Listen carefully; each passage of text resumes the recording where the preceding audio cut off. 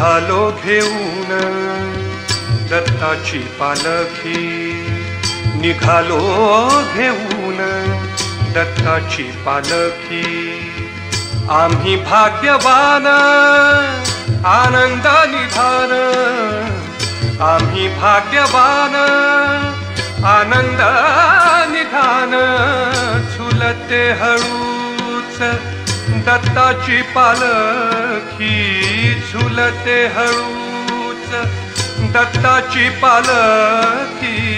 निघालो घेऊन दत्ताची पालखी, निघालो घेऊन दत्ताची पालखी।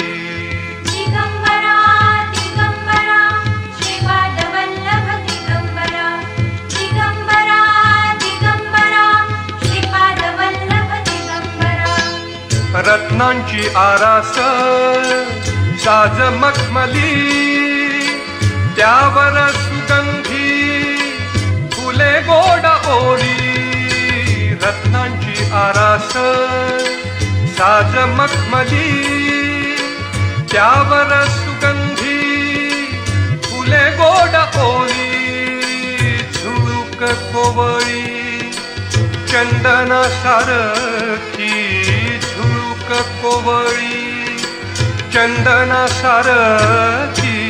निघालो घेऊन दत्ताची पालखी, निघालो घेऊन दत्ताची पालखी।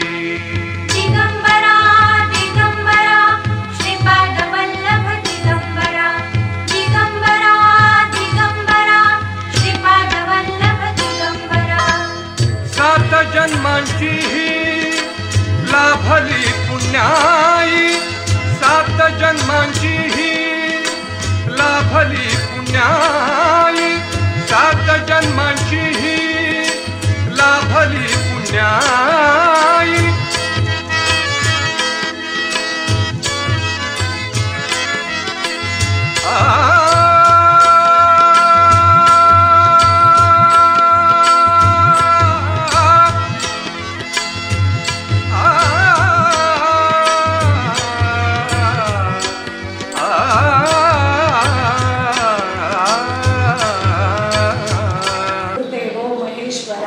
गुरु साक्षात परब्रह्म तस्मै श्री देवे नमः।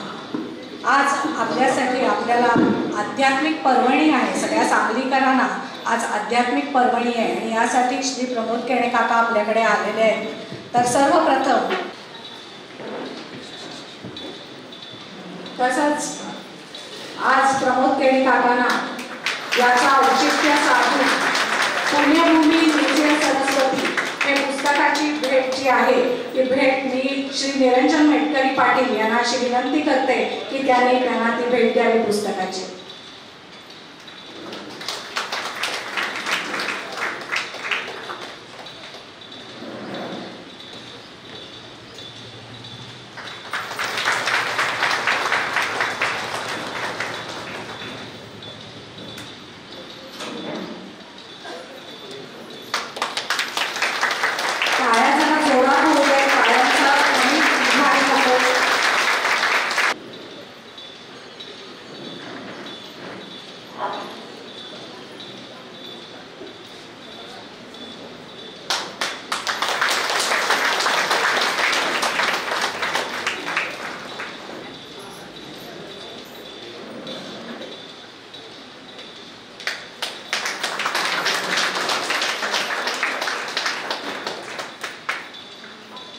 सुनीता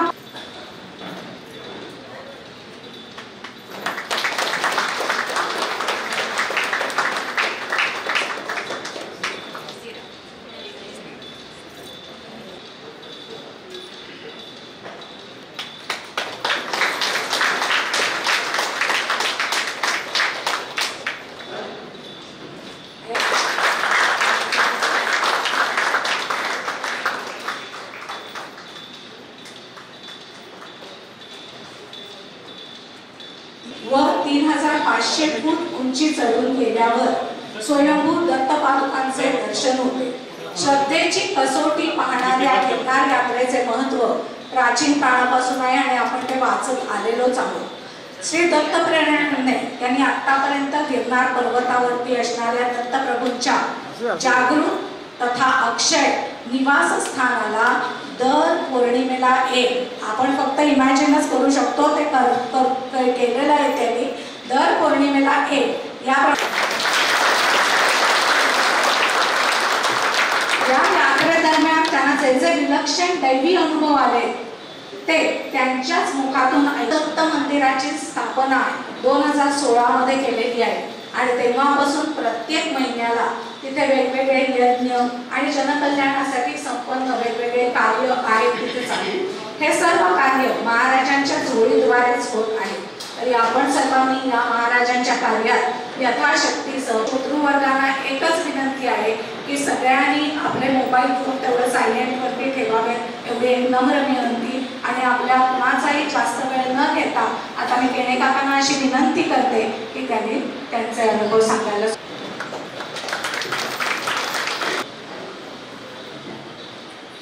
पाठीमागे जर का जागा नंतर होत जाणार नाही, तर पाठीमागे कुणाला जागा नाही मिळाली, कमी पडली, तर त्यांनी पुढे पण आला तर पाठीमागे खुर्च्यांची अरेंजमेंट करणार आहेत. त्यामुळे काही हरकत नाही, सगळ्यांना ऐकू येईल, साऊंड सिस्टीम चांगली असल्यामुळे.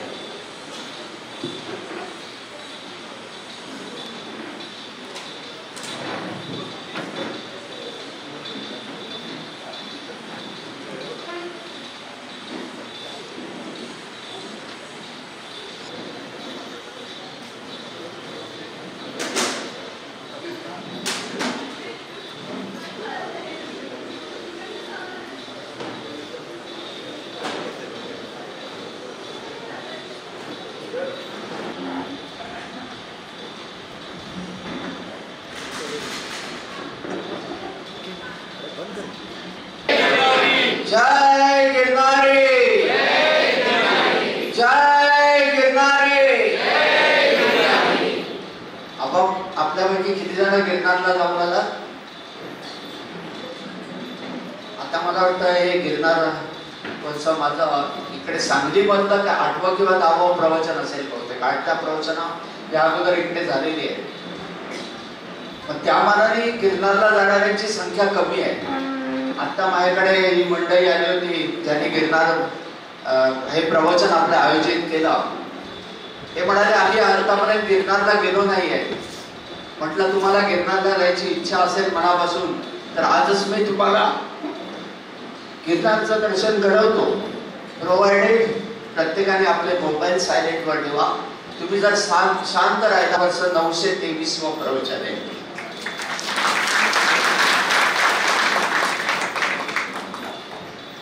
होतं की पुढलं जनरेशन कशा रीतीने पुढे जात आहे. आणि सध्या आपण पाहतो सगळ्या छान चोखीकडे आपल्या कल वळलेला दिसतोय. मुलं ऐकत नाहीयेत. आपल्याला स्वतःच्या देशाबद्दलची चिंता वाटावी असं परिस्थिती निर्माण झाली आहे. पण जेव्हा अशी तरुण मुलं येतात आणि अध्यात्मावर प्रश्नोत्तरे करतात तेव्हा कुठेतरी मनामध्ये एक आनंद उचंबळून येतो. आणि हे जाणून घेण्याची प्रवृत्ती त्यांच्याकडे. जर त्यांना तुम्ही चांगल्या रीतीने कन्व्हिन्स केलं की बाबा हे का आणि कशासाठी, आपण फक्त ते बोळवण करतो आणि मग त्यांचं शंका निरसन झालं नाही का मुलं दुसऱ्या मार्गावर जातात. पण तेच जर त्यांच्या शंका निरसन झालं तर ते चांगल्या मार्गाने तुमच्यापेक्षा अधिक प्रगल्भतेने हे अध्यात्माचा वसा उचलून पुढे जातील याबद्दल माझी खात्री आहे. आता आपण गिरनारकडे वळूया. गिरनार हा पर्वत आहे तरी पुढे. जाऊन आले त्यांना निश्चितच कळलेलं आहे. पण जे जाऊन आले नाहीत हा गिरनार पर्वत जुनागड या ठिकाणी आहे. गुजरातमध्ये जुनागड पासून एक 7 किलोमीटर अंतरावर एक ऋषितुल्य पर्वत आहे. झोपलेल्या अवस्थेत दिसेल. त्याचे नाक, कान, डोळे, जटा सर्व काही तुम्ही पाहू शकता. आणि त्याच्या दुतर्फा डोंगराच्या रांगा आहेत. डाव्या बाजूला नजर टाकली तर अवघड असा जोगिनींचा पर्वत आहे आणि तिकडे 64 योगिनींचं स्थान आहे. उजव्या बाजूला नजर टाकली तर दातार पर्वत आणि त्याच्या दुर्गम कड्यावर नवनाथांचं जागृत स्थान आहे. आणि गिरनार पर्वताच्या पायथ्याशी आलात की भवनाथ मंदिर आहे. शंकर भगवंताचं हे मंदिर. आणि त्याच्या बाजूला एक छोटंसं मृंगी कुंड आहे. दिसायला एक 12 बाय 15 आयताकृती असा एक कुंड आहे. त्याची खोली सुद्धा जेमतेम 10 ते 15 फूट खोल असेल. पण त्याची ख्याती विख्यात आहे. महाशिवरात्रीच्या दिवशी या ठिकाणी जाज्वल्य सिद्धयोगी स्नानाला येतात आणि त्याच्याबरोबर प्रत्यक्ष शंकर भगवान स्नानाला येतात. ते आत उतरताना आपण पाहू शकतो पण बाहेर येताना दिसत नाही. आणि ही अनुभूती पाहण्यासाठी तिकडे जवळजवळ 10 ते 15 लाख लोकांचा जनसमुदाय उपस्थित असतो. आता गिरनार पर्वताला मध्यभागी कल्पून संपूर्ण दऱ्याखोऱ्यातून जंगलातून गिरनार पर्वताला परिक्रमा करण्याचा प्रघात आहे. आणि 42 किलोमीटरची परिक्रमा कार्तिक शुद्ध एकादशीच्या दिवशी आपण सुरू करतो. 4 दिवसांची परिक्रमा असते. पहिल्या दिवशी आपण जिनाबाबांची मडी म्हणून आहे जाज्वल्य सिद्धयोगी त्यांच्याबद्दल सांगायचं झालं तर जिनाबाबा म्हणजे एक वेगळी अवलियाची अवस्था होती. त्यांच्याकडून जी चिलिंग अवकाश मार्गाने दातार पर्वतावर जायची, तिथून पुन्हा दत्त भगवंतांच्या गुरुशिखरावर जायची, असं त्यांचा तो चिलिमीचा ओढा तिकडे फिरत असायचा.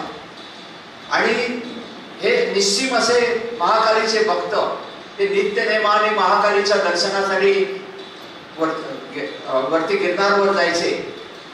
आणि एकदा त्यांच्या मनामध्ये बंडखोर विचार निर्माण होतो, दरवेळेला मीच आईच्या भेटीला का जावं, आईला माझी भेट घ्यावी अशी वाटत नाही का. आणि हटयोगीपणाने ते खाली थांबून राहतात. आणि आई तिकडे ताटकत पाहते, अजून आपलं लेकरू आलेच नाहीये.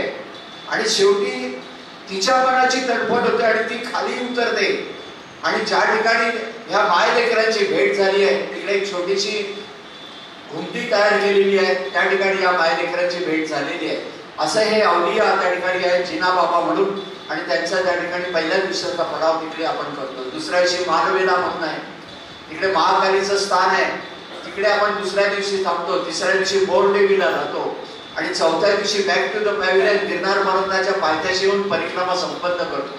या परिक्रमेमध्ये जवळजवळ 20 ते 25 लाख लोकांचा जनसमुदाय उपस्थित असतो. असं हे चैतन्यमय स्थान आहे गिरनार. आता पण जेव्हा आपण गिरनार चढायचा विचार करतो तेव्हा 10,000 पायऱ्या आणि 3 डोंगर ऐकून आपली छाती धडकून जाते. पहिल्या पायरीवर आपण शरणागती स्वीकारायची, मीपणाची अहंकाराची वस्त्र उतरवायची आणि महाराजांना म्हणायचं की आपणच मला घेऊन जाणार आहात. आणि दत्त नावाच्या गजरात जेव्हा तुम्ही गिरनार पर्वत चढून जाता आणि प्रत्येक पायरीगणिक जेव्हा तुम्ही षडरिपूंची एक एक वस्त्र उतरवून पर्वत स्थानी 9,999 पायऱ्या चढून जाल तेव्हा तुम्ही निर्वस्त्र अवस्थेत असाल, म्हणजे दिगंबर अवस्थेत असाल. आणि त्याच वेळेला दत्त दिगंबराचं दर्शन तुम्हाला अभिप्रेत आहे. अन्यथा होतील त्या फक्त वाऱ्या. बरीच जण जातात, कॉलर टाईट करतात, आम्ही गिरनार करून आलो, अशा रीतीने गिरनार होत नाही. तिकडे जाऊन जर तुम्ही काही साध्य करायचं असेल तर पहिला तुमच्या अंतःकरणात असलेला षडरिपूंचा कचरा तुम्हाला बाहेर काढला पाहिजे. त्याशिवाय महाराजांचं दर्शन अभिप्रेत नाहीये.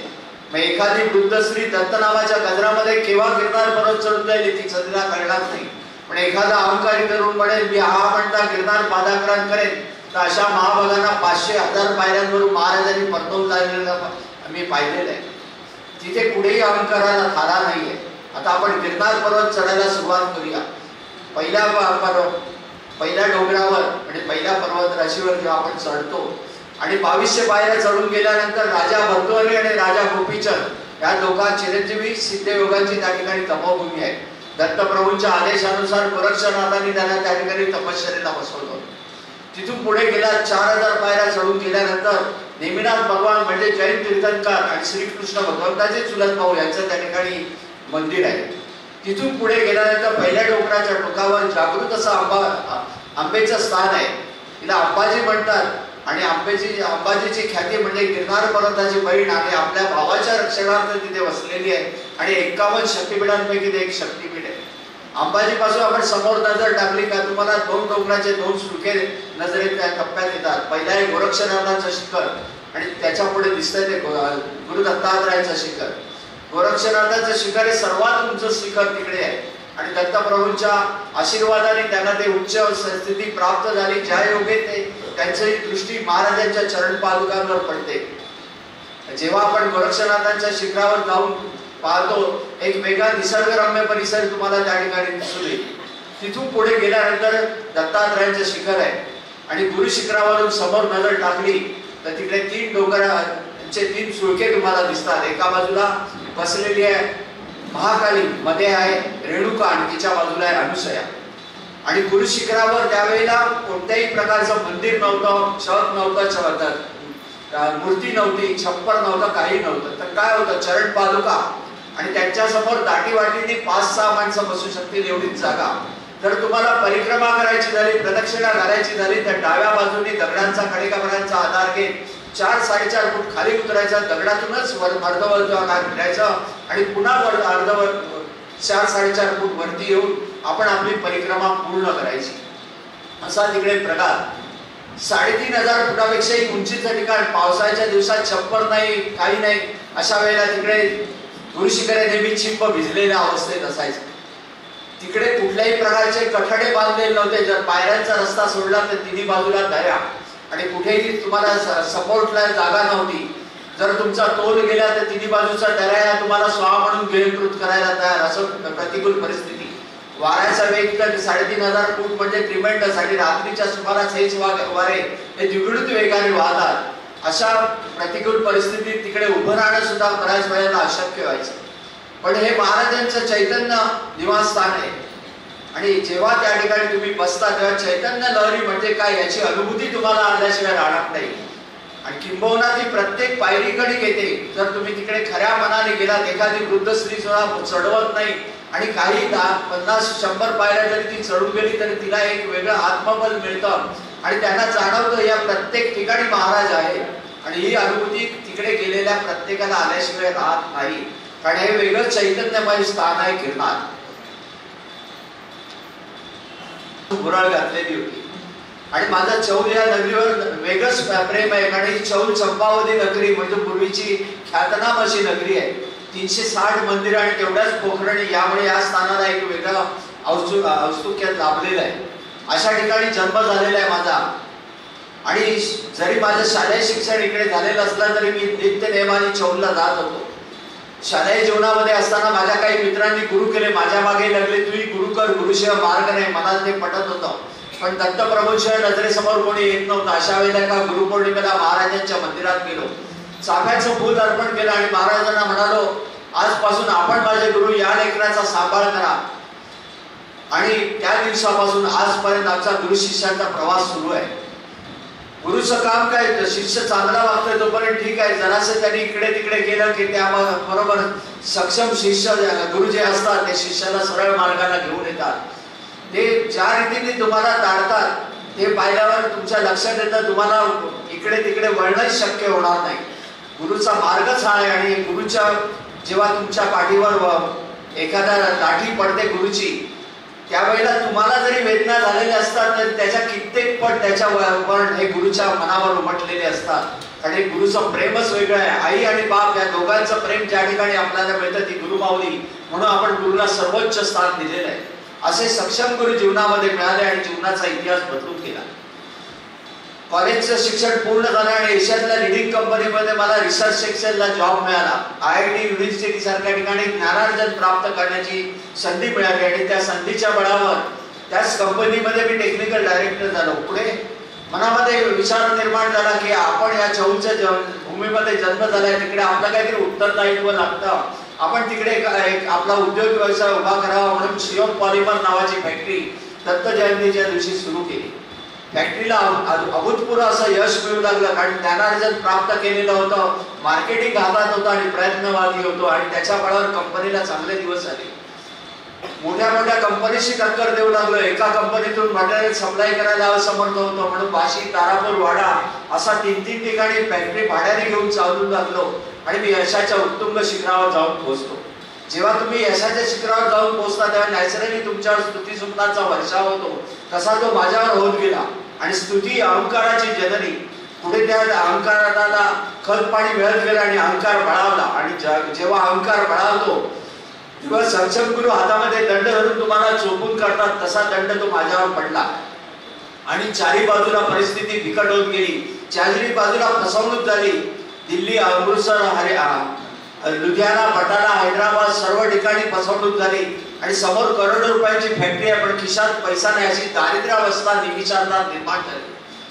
आणि दारिद्र्यावस्था निर्माण झाल्यावर काल परवापर्यंत जे तुमच्यावर स्तुतीसुमनाचे वर्षाव करणारे मित्र मंडळी होते, नातेवाईक होते, एवढंच काय जन्मदाते आई वडील सगळ्यांनी माझ्याकडे तोंड फिरवलं. फक्त मला साथ दिली ती माझ्या गुरु दत्तात्रयांनी.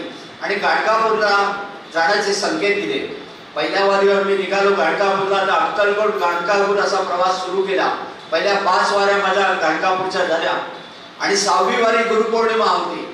आणि गुरुपौर्णिमेला आपण महाराजांच्या चरण पादुकांवर नतमस्तक होऊ शकणार नाही, कारण गाणगापूरला तुम्ही आतमध्ये जाऊ शकत नाही.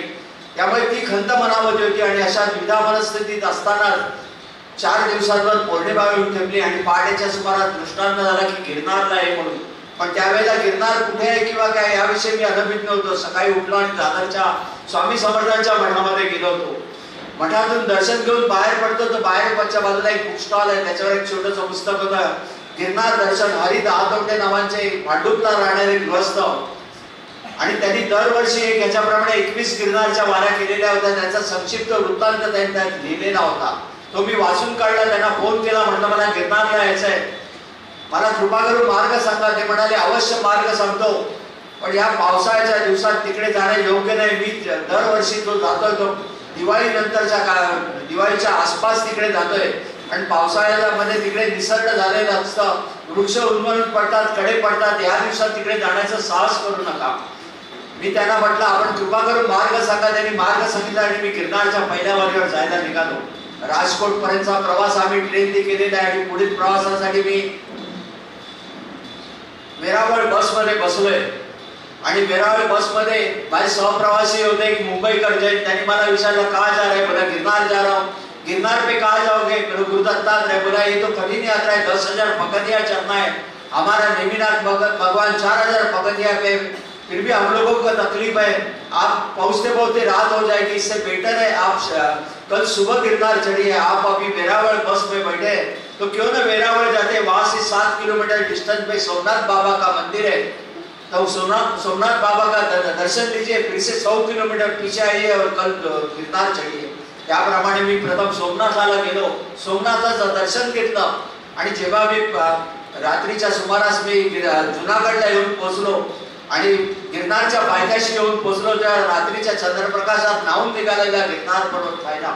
मनामध्ये एक वेगळा आनंद उसंबळून आला की याच पर्वतावर कुठेतरी माझे गुरु दत्तात्रय आहे आणि उद्या मला त्यांचं दर्शन करणार आहे. आणि या मनस्थितीत झोप लागणं शक्य नव्हती.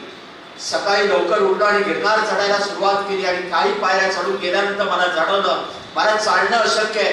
प्रत्येक पायरीकडे वेदना वाढू लागली. कारण चौलला जेव्हा मी फॅक्टरीतून बाहेर पडलो होतो तेव्हा माझ्या पायाच्या बोटेला मोटरसायकलची किक एवढ्या जोरात लागली होती की पायाची खोड सुजली होती.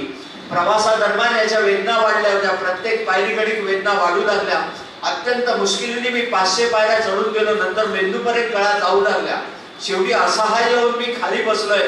मी आणि माझे गुरु दत्तात्रय यांच्यामध्ये 9,500 पायऱ्यांचं अंतर होतं आणि मी एक पाऊलही पुढे टाकू शकत नव्हतो.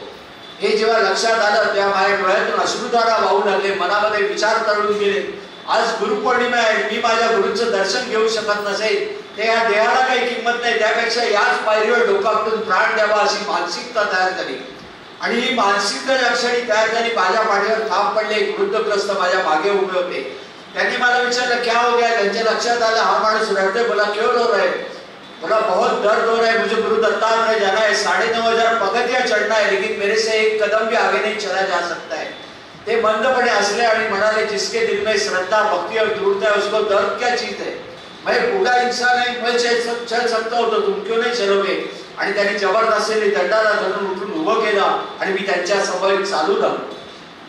चालता चालता ते पाजत असलेले बोधामृत मनाला पाजत होतो. हे वृक्ष बघ कसे, त्यांना तुम्ही पाणी द्या, खत द्या किंवा देऊ नका, ते तुम्हाला फळं फुलं देत असतात. ते उन्मळून पडले तरी सर्वतोपरी आपण त्यांचा वापर करतो. ते स्वतः उन्हामध्ये तापत असतात पण तुम्हाला सावली देतात. असं त्यागी समर्पित जीवन जग असा संदेश त्यांनी मला दिला. थोड्याच वेळात मी अचंबित झालो. माझ्या पायातील वेदना इतिहास जमा झालेल्या होत्या आणि अंबाजी पर्यंतचा प्रवास केव्हा केला तेही कळलंच नाही. अंबाजी पासून मी पुढे जाऊ लागलो तेव्हा मात्र त्यांनी मला आठवलं म्हणाले बेटा ये आदि माँ शक्ति है, माँ का आशीर्वाद लो और माँ से शक्ति लेके आगे आ जाओ. बोला आप काय झाले. मैं गुरु शिखर पे जाके बैठा हूँ आणि ते धुक्यामध्ये विरून गेले. धुक्यामध्ये विरून गेले याचा अर्थ असा होता धुक्यांच्या चादरीमुळे 5-6 फूट अंतरावर असलेला पुढे असणारं गुरु शिखर किंवा गोरक्षनाथांचं शिखर काही दृष्टिक्षेपात येत नव्हतं. मी मातेचं दर्शन घेतलं, तिचा आशीर्वाद घेऊन मी निघालो. गोरक्षनाथांच्या शिखरावर गेलो, गोरक्षनाथांचं दर्शन घेतलं आणि आयुष्यात प्रथमच जेव्हा मी गुरु शिखरावर पाय ठेवले समोर महाराजांचे चरण कमल पाहिले आणि मी स्वतःला आवरू शकलो नाही. त्या चरणावर मी साष्टांग दंडवत घातला. माझ्या नेत्रातून ओघळणारा अश्रूंचा अभिषेक आणि माझ्या गुरु दत्तात्रयाला केला. कित्येक क्षण मी भानावर होतो. मला येणारी मोडकी तोडकी स्तोत्र म्हणत मी तिकडे महाराजांची अभिषेक पूजा संपन्न केली. त्या चरण पादुकांच्या दोन्ही बाजूला 2 संन्यासी पुजारी उपस्थित होते.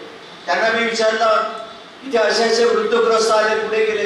ते म्हणाले, ऐसा कोई इधर आया नहीं, पुढे दूसरा कोई रास्ता है क्या? बोला नहीं, ये एक रास्ता ऊपर आता है, ऊपर से नीचे जाते हैं. मला वाटलं ते खाली कुठेतरी थांबले असतील असा विचार करून मी निवांत राहिलो. पूजा अर्चा सेवा करीत होतो आणि जेव्हा मी ध्यानावस्थेत तिकडे चरण पादुकांसमोर बसलो होतो तेव्हा त्या चरण पादुकांवर बसलेले ते वृद्धग्रस्त मला दिसले आणि पुनर्वारीचा आदेश झाला. मग मात्र मी पुढल्या वारीची आतुरतेने वाट पाहू लागलो. पुढल्या वारीला मी भवनाथ मंदिराच्या पायथ्याशी एका धर्मशाळेचा आश्रय घेतला आणि दुसऱ्या दिवशी पहाटे लवकर उठून गिरनार चढायला सुरुवात केला आणि 3-3.5 तासामध्ये मी गुरुशिखर गाठलं. गुरुशिखरावर ते दोन्ही संन्यासी पुजारी उपस्थित होते. त्यांच्याबरोबर तिकडे वास्तव्याला राहण्याचा त्या दिवशी माझा मनोदय होता. मी तिकडे पूजा अर्चा सेवा करीत होतो आणि जेव्हा मी तिकडे ध्यानावस्थेत गुरुशिखरावर बसलो होतो तेव्हा दत्तप्रभूंचा स्पष्ट आदेश झाला की रात्री गुरुशिखरावर येऊन बस. त्या पुजाऱ्यांना म्हटलं, रात को मुझे गुरुशिखर पे आगे बैठना है. ते म्हणाले, ऐसा इधर कोई को हम लोग अलाउ नहीं करते क्योंकि दत्तप्रभूंचे अक्षय निवासस्थान आहे. त्यांना त्रास होईल अशी अनुचित घटना आम्ही करत नाही आणि कोणाला करू देत नाही. मी त्यांना अति आग्रह केला पण ते म्हणाले, हमारे हाथ में कुछ नहीं, हम लोग शाम को 7 बजे यहाँ का आरती खत्म करके हम लोग दत्तधुनी आश्रम में जाएंगे. उधर जो महंत जी है तो आप महंत जी से बात कीजिए. स्वामी जी म्हणून होते, तो उनसे बात कीजिए, उन्होंने आपको परमिशन दिया तो ऊपर आके बैठ सकते हैं. संध्याकाळी 7च्या सुमारास आम्ही दत्तधुनी आश्रमामध्ये जाऊन पोहोचलो. तिकडे बाहेरच्या बाजूला उग्र चेहऱ्याचे स्वामी बसले होते. त्यावेळी माझी मानसिक स्थिती अत्यंत हलवी झालेली होती. मी त्यांना विचारलं, स्वामीजी मुझे रात में गुरुशिखर पे जाके बैठना है. त्यांनी माझ्याकडे निरखून पाहिला. बोला, कहाँ से आ गए? बोला, मुंबई से आ गए. तो यहाँ विश्राम करो, प्रसाद भोजन ले लो और कल मुंबई निकल जाओ. मी निरुत्साही झालो. तर धीर करून म्हणालो, महाराज का आदेश है. मग मात्र ते गंभीर झाले आणि 5 मिनिटांनी म्हणाले, जैसी गुरु की इच्छा, तुम प्रसाद भोजन लेके ऊपर जा सकते. रात्री 9:30च्या सुमारास दत्तधुनी आश्रमामधून मी बाहेर पडलो खरा आणि गुरुशिखरावर जायला निघालो. हे जंगलातले 9:30 आहेत. तिकडे लाईट वगैरेचा काही संबंधच नाहीये. अशा परिस्थितीत मुंबई किंवा बाकी सगळ्या शहरांमध्ये आपण फिरतो. रात्री 1, 2, 3 वाजले तरी आपल्याला काय भयभीती वाटत नाही. पण या ठिकाणी कुठल्याही प्रकारे त्यावेळेला गुरुशिखरावरही लाईट बेताच्याच ठेवलेल्या होत्या आणि रस्त्याला स्ट्रीट लाईट नव्हते. अशा ह्याच्यामध्ये मी दत्तधुनी आश्रमामधून बाहेर पडलो करा. पण थोड्याच वेळात आलेल्या पावसाच्या सरीने मी चिंब भिजून गेलो आणि त्या सरींच्या जोडीला येणाऱ्या वाऱ्यामुळे माझं सर्वांग थंडीने कापू लागलं. मी कसं अर्ध अंतर पार केलं असेल आणि समोरून 15-20 फुटांवरून खाली उतरणारा सिंह दृष्टीक्षेपात आला. सिंहाला पाहिल्याबरोबर मनामध्ये भय दाटून आलं. काय करावं ते कळेना. वाघ म्हटला तरी खातो, वाघोबा म्हटला तरी खातो. पण त्यावेळेची माझी मानसिक स्थिती अत्यंत वेगळीच होती. त्यामुळे मी त्या ठिकाणी महाराजांचं नामस्मरण करत मृत्यूच्या दिशेने पाऊल पुढे टाकलं आणि जसं मी पाऊल पुढे टाकलं तो सिंह दरीत उतरून गेला आणि हा माझ्या जीवनातला पहिला टर्निंग पॉइंट ठरला.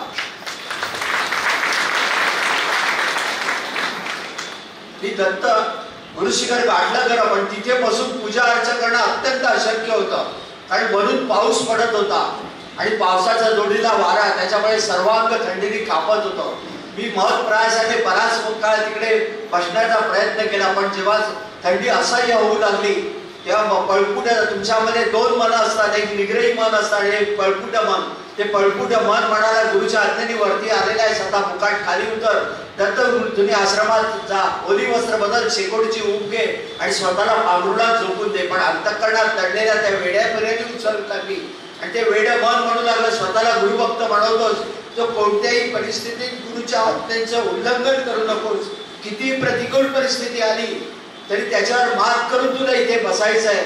आणि जेव्हा अंतःकरणातून ही दृढता बाहेर पाझरली तेव्हा त्या दृढतेमुळे त्या प्रतिकूल परिस्थितीचा सामना करण्याची शक्ती ही शरीराला प्रदान केली गेली आणि रात्रभर मी त्या ठिकाणी तप धरून बसलो आणि ब्रह्ममुहूर्तावर तिथेच असलेल्या जलपात्रातून मी अभिषेकाची धार महाराजांच्या चरण पादुकांवर धरली आणि जशी ही धार महाराजांच्या चरण पादुकांवर धरली त्या चरण पादुकांमधून एक दिव्य ज्योत बाहेर पडली आणि बाल्यावस्थेतील त्रिमूर्तीचं मला प्रथम दर्शन करते.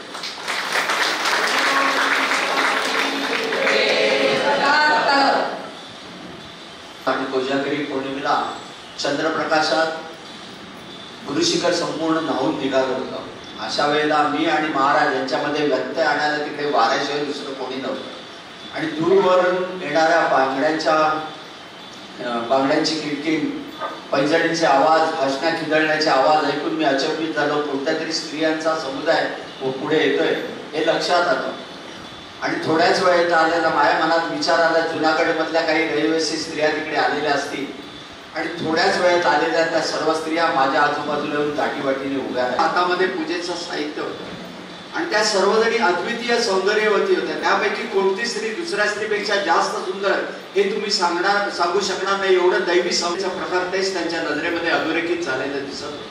आलेल्या स्त्रिया माझ्या आजूबाजूला उभ्या राहिल्या तेव्हा मी चरण पादुकांच्या समोर बसलो होतो. त्यांनी सध्या ज्या ठिकाणी पुजारी बसतात जे गिरनारला जाऊन आले त्यांना कल्पना असेल त्यामुळे त्यांनी मला विनंती केली की बाजूला बसणार का आणि मी जाऊन बाजूला बसलो.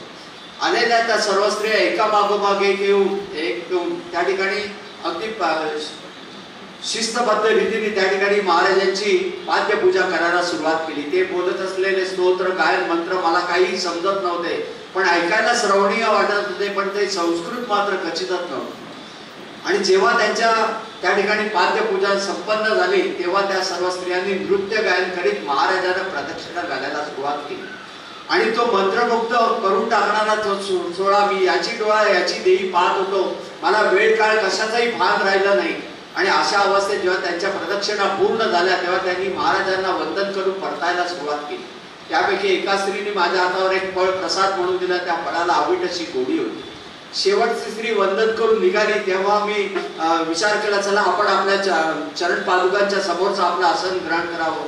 मनामध्ये कुतूहल होतं. म्हटलं आपण त्यांना विचारायला तरी पाहिजे आपण आलात तरी कुठून. आणि कुतूहलापुढे मी पायऱ्यांजवळ जाऊन डोकावं लागलो आणि त्या निर्मनुष्य पायऱ्या माझ्याकडे बघून वाकुल्या दाखवत होत्या. तिकडे चिटपाखरू कोणीही दिसत नव्हतं. हेच पाहिल्यावर मन धास्तावलं आणि मी येऊन महाराजांच्या चरण पादुकांसमोर बसलो. म्हटलं हे काहीतरी गौड बंगाल वेगळं दिसते. आपण आपल्या साधनेकडे लक्ष द्यावं. आणि जसा मी तिकडे चरण पादुकांच्या समोर येऊन बसलो माझ्या पायाखालची वाळू सरकली होती. आणि तुम्हाला मी आत्ताच सांगितलं जर तुम्हाला प्रदक्षिणा घालायची झाली तर डाव्या बाजूनी दगडांचा कडेकपरांचा आधार घेत 4-4.5 फूट खाली उतरायचं. तिथून अर्धवर्तुळाकार फिरायचा आणि पुन्हा 4-4.5 फूट वरती यायचे. मध्ये गणेशांची आणि मारुतीची मूर्ती, मध्ये असणारी भली मोठी घंटा. इथून वरती येऊन आपण आपली प्रदक्षिणा स्त्रियांनी एका मागोमाग एक सरळ रेषेमध्ये प्रदक्षिणा पूर्ण केलेल्या होत्या आणि या दुसऱ्या तिसऱ्या कडून दिसून 64 योगिनी होत्या. दिवस होते. आता माणसं पौर्णिमेला भरपूर गर्दी असते कारण आता प्रवचनाने पुस्तकं वाचून बरीच मंडळी तिकडे जायला लागली. तुम्हाला तिकडे जायचं म्हटलं पौर्णिमेला तुम्हाला अगदी डोळे झाकून तुम्ही जाऊ शकता पण त्यावेळेस परिस्थिती वेगळी होती. तिकडे चिटपाखरू सुद्धा दिसत नसायचं आणि रात्रीच्या वेळेला थंडीच्या वेळेला तर कोणी नसायचं, पावसात नसायचं, उन्हाळ्यामध्ये किंवा दिसले तर अशी सगळी परिस्थिती होती. थंडीच्या वेळेला मी गुरुशिखरावर जायला निघालो होतो आणि बराचसा माझा प्रवास हा रात्रीचाच झालेला आहे. तर मगाशीच मला ही मुलं आली होती तुझ्यापैकी आणि विचारत होती रात्रीचे तुम्ही एकटे. म्हटलं मी एकटा कधीच नव्हतो. महाराज नेहमी माझ्या समवेत होते. भय वाटलं नाही असं मुळीच म्हणणार नाही कारण शेवटी मानवी स्वभाव आहे. पण त्या भयावर मात करण्याची शक्ती ही महाराजांनी दिली आहे तितकंच सत्य आहे. जेव्हा तुमच्या मनामध्ये मृत्यूची भीती असते ना तोपर्यंत तुम्ही भीत असता. ज्या क्षणी मृत्यूची भीती बाहेर पडली की तुम्ही त्याच्या पलीकडे जाऊन पोहोचता आणि एक वेगळं धैर्य तुमच्यामध्ये येतं आणि ही सगळी देण केवळ महाराजांची असते. आणि अशा वेळेला मी रात्रीच्या सुमारास गुरुशिखरावर जायला निघालो. गुरुशिखर जवळ आलं आणि वरती कुजबुजण्याचा आवाज ऐकू येऊ लागला. कोणतरी हसतायत करतायत. म्हटलं कोण थंडीत मरायला आले असे मी तिकडे चटपटतोय, कारण मला एकांत प्रिय होता. कारण त्या एकांतामध्ये रात्र रात्र बसून महाराजांनी माझी कोणी सेवा करून घेतलेली. अशा याच्यामध्ये मी वरती जाऊन पाहिलं तर 2 बैरागी चरण पादुकांच्या बाजूला शेकोटी पेटवली आणि तिकडे बसले. प्रचंड थंडी पडली होती आणि तिकडेच बसलेत आणि त्या ठिकाणी त्यांचं चिलीम पिणं चालू आहे. चिलिमीचा धूर सोडतायत. तिकडे गेल्यानंतर एकाने मला बोलवलं, आओ इधर बैठो, बहुत थंड है, क्या उधर क्यों बैठ रहे.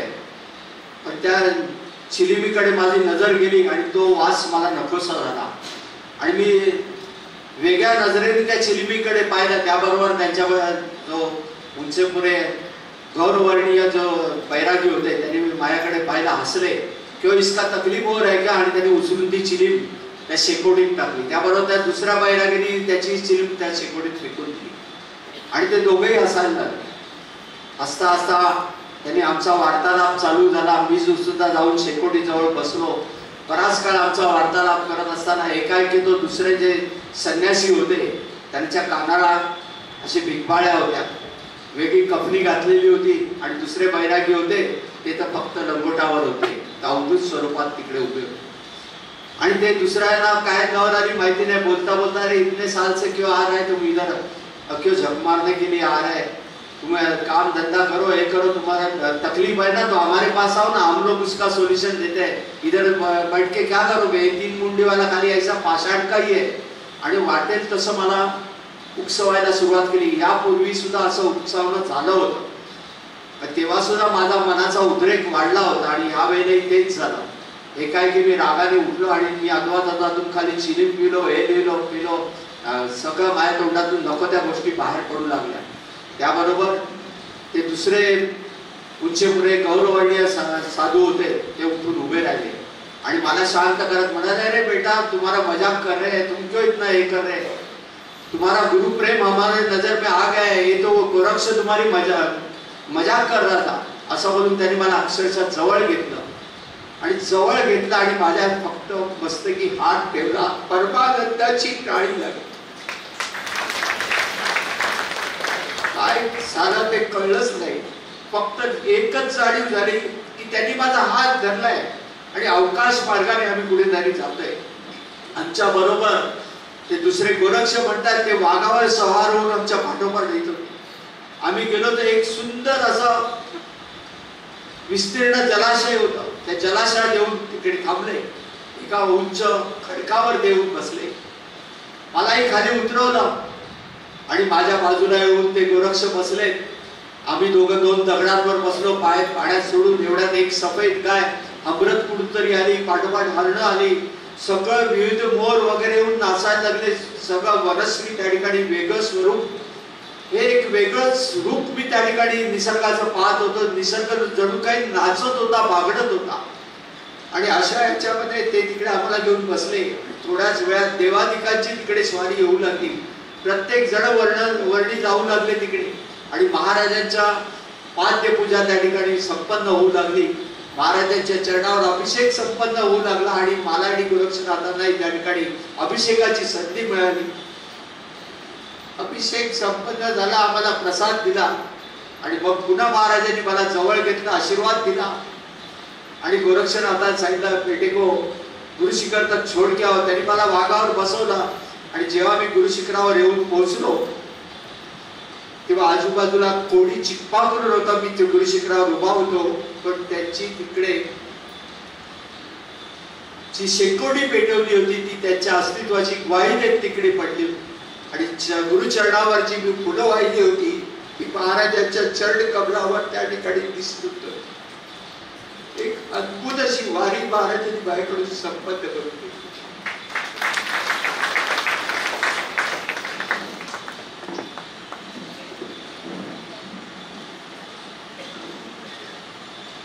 अचंबित करणार आहे. तर एक लक्षात घ्या, बरीच जण माझ्याकडे येतात चमत्काराच्या अपेक्षेने. मी एक साधा सामान्य माणूस आहे.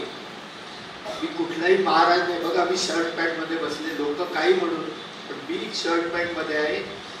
तर ज्या माणसाने ईश्वराला पाहिले, त्या चैतन्यमय शक्तीला पाहिलंय, कोटी सूर्याचं तेज ज्यांनी अनुभवलंय, तो स्वतःला महाराज म्हणून घेण्याचा दारिष्ट कदापि घडणार नाही. महाराज फक्त एकच आहे, ते दत्त महाराजच आहे. बाकी मी कोणालाही मानत नाही.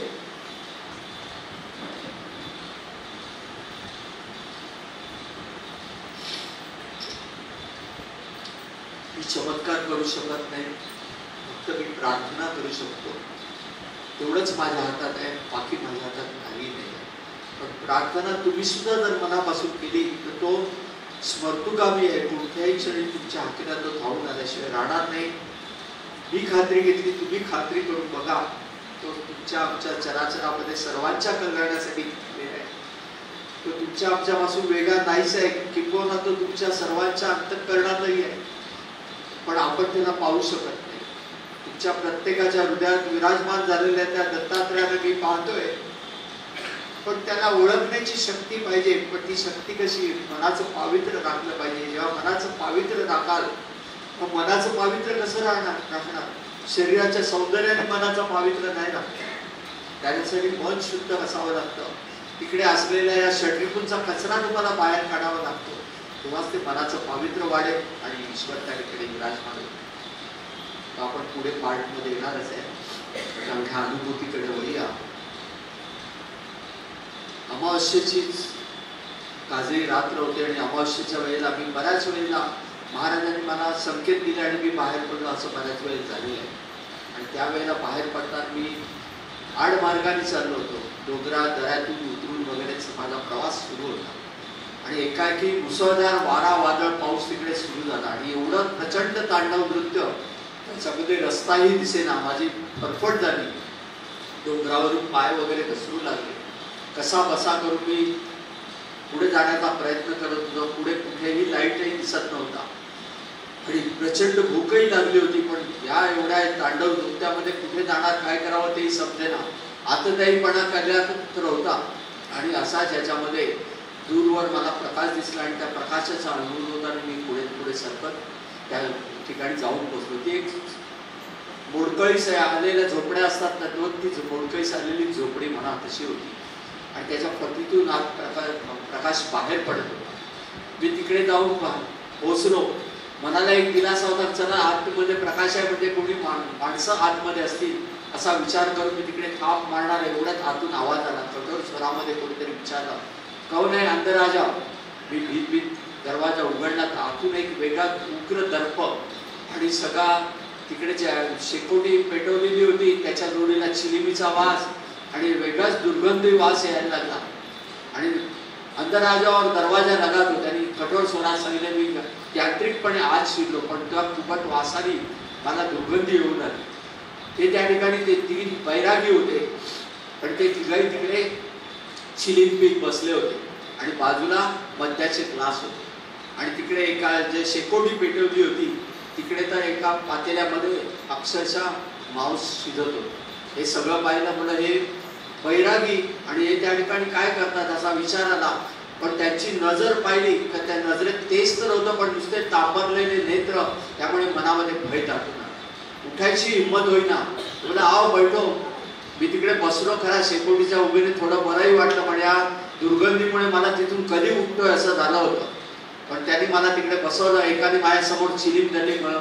मी चिलीम नाही पिताय म्हणून मी त्याला धुकावून लावलं. त्यांनी कुत्सितपणे माझ्याकडे नजर टाकली आणि ते पीत बसले. थोड्याच वेळात त्यांनी त्यांच्या मद्याचे ग्लास भरत होते. माझ्याकडे एक ग्लास पुढे केला. बोला बाई शराब नाही पिताय. त्यांनी तो उचलला ग्लास आणि स्वतःच्या तोंडात लावला आणि पिऊन टाकला.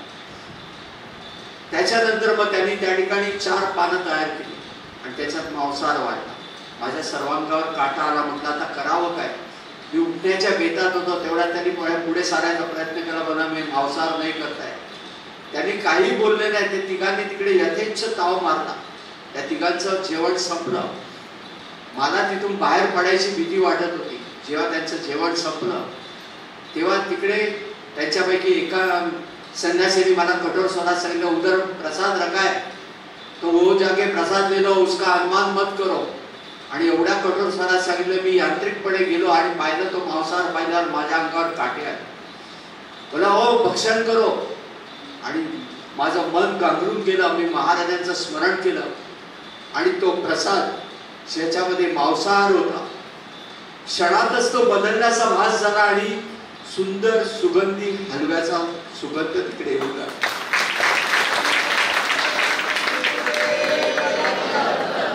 मी विस्मयचकित झालो आणि त्याच्याकडे पाहिलं. त्या चिकांच्या चेहऱ्यावर हास्य उपटलं. मला त्यांनी खाण्याचा अनुदेश दिला. मी प्रसाद संपन्न केला. त्याची चव मी कधीही आयुष्यात विसरू शकणार नाही अशी सुंदर चव. प्रसाद भक्षण केला आणि त्याच्यानंतर मी त्याच्याकडे नजर गेली आणि माझ्या सर्वांगाला कापलं. त्या तिघांनी आपली रूप पालटायला सुरुवात केली. जे नुसते लंगोटावर बसलेले, अंगात रुद्राक्ष माळा आणि जटा भोवत्या, सर्वांगाला भस्म हे केलं होतं. सर्वांग संपन्न असं रूप संपन्न, त्याची सुवर्ण कांती म्हणतोय, असं सुवर्ण कांतीमध्ये तेजोवलय असलेल्या त्या दत्तात्रयाचा पाड एक वेगळी अनुभूती. त्यांच्या बाजूला होते एक गोरक्षनाथ, कपडी घातलेली होती, कानामध्ये बिप्पाळी आणि कर्पूर कांती होती.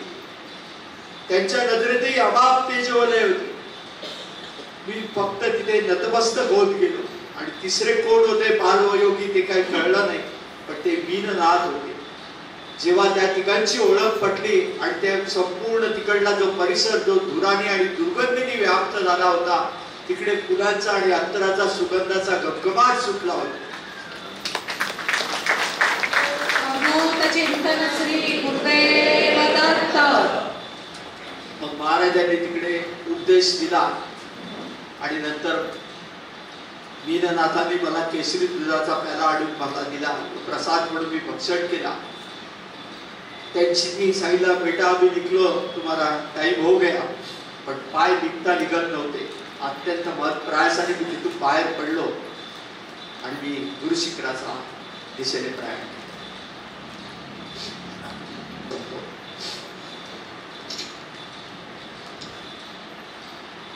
त्या प्रवचनाचं वैशिष्ट्य वेगळं होतं. त्या प्रवचनामध्ये माझी तब्येत ठीक नव्हती आणि आवाज बसला होता, प्रचंड आवाज बसला होता आणि तोंडातून शब्दच बाहेर पडत नव्हते. मी पुष्कळ प्रयत्न करत होतो. माझी केविलवाणी धडपड सगळेजण बघत होती, पण कोणी प्रेक्षक उठायला तयार नव्हतं. मी प्रयत्न करत होतो. मध्ये मध्ये 2 मिनिटं 5 मिनिटं बोललो की मग खोकल्याची उभं यायची आणि मग माझं भाषण संपायचं. मग पुन्हा ते थांबून राहायचे. मी पुन्हा स्वतःला तिकडे तयार करायचं. अशा रीतीने मी पुढे ते प्रवचन हे करत होतो. तेवढ्या अवधीत ज्या लोकांना जे काय आणून देता आलं, कोणी खडीसाखर आणून दे, कोणी हे आणून दिलं. एका महाभागांनी तर दुकानावर मेडिकल शॉपमध्ये जाऊन याचं कफ सिरप आणून दिलं होतं. थोडी कुठून काढा करून आणून दिला, म्हणजे एक वेगळं. आणि असं करून नंतर एकाएकी तो आवाज जो सुटला तो अवधूताचा आवाज झाला. आणि तो अवधूत एवढा जबरदस्त झाला होता की रस्त्यावरची माणसंही काय झालं म्हणून बघायला तिकडे आली होती. केवळ महाराज करतात म्हणून होत आहे, अन्यथा होणार नाही.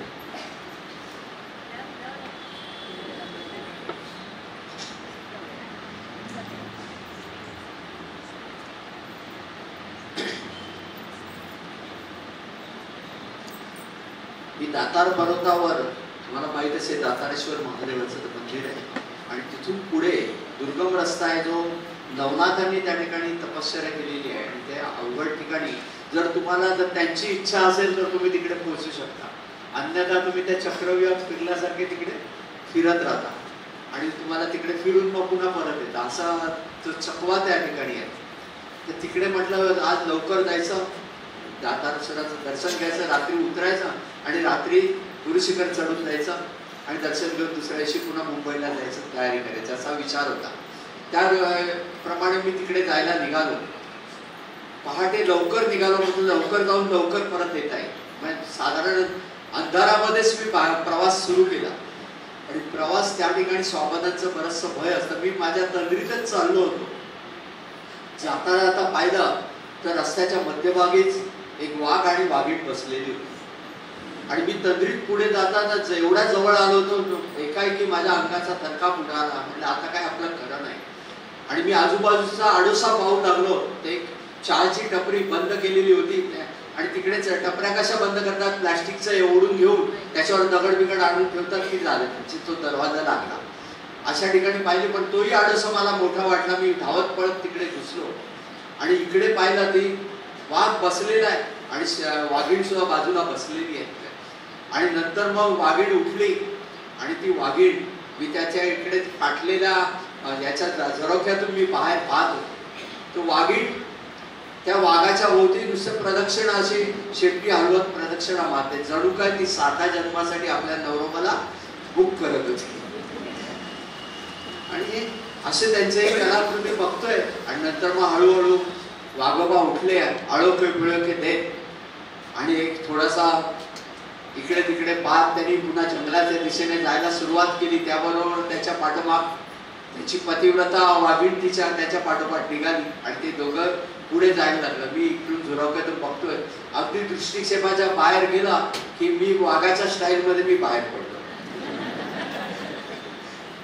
आणि मग मी गिरनार ह्या दातार पर्वत चढायला सुरुवात केली. मी दातार पर्वतावर आलो,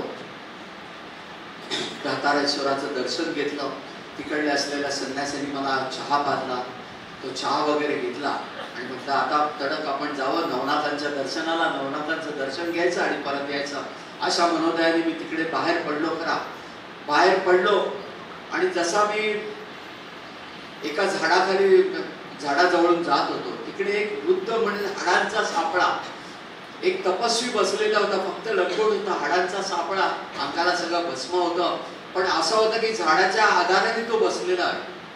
मी त्यांच्याकडे आलो आणि मला काय वाटलं, मी माझ्या झोळीतून फळं होती, फळं काढून मी त्यांच्या पुढ्यात ठेवली आणि म्हटलं मैं नाथ जी के दर्शन को जा रहा हूं.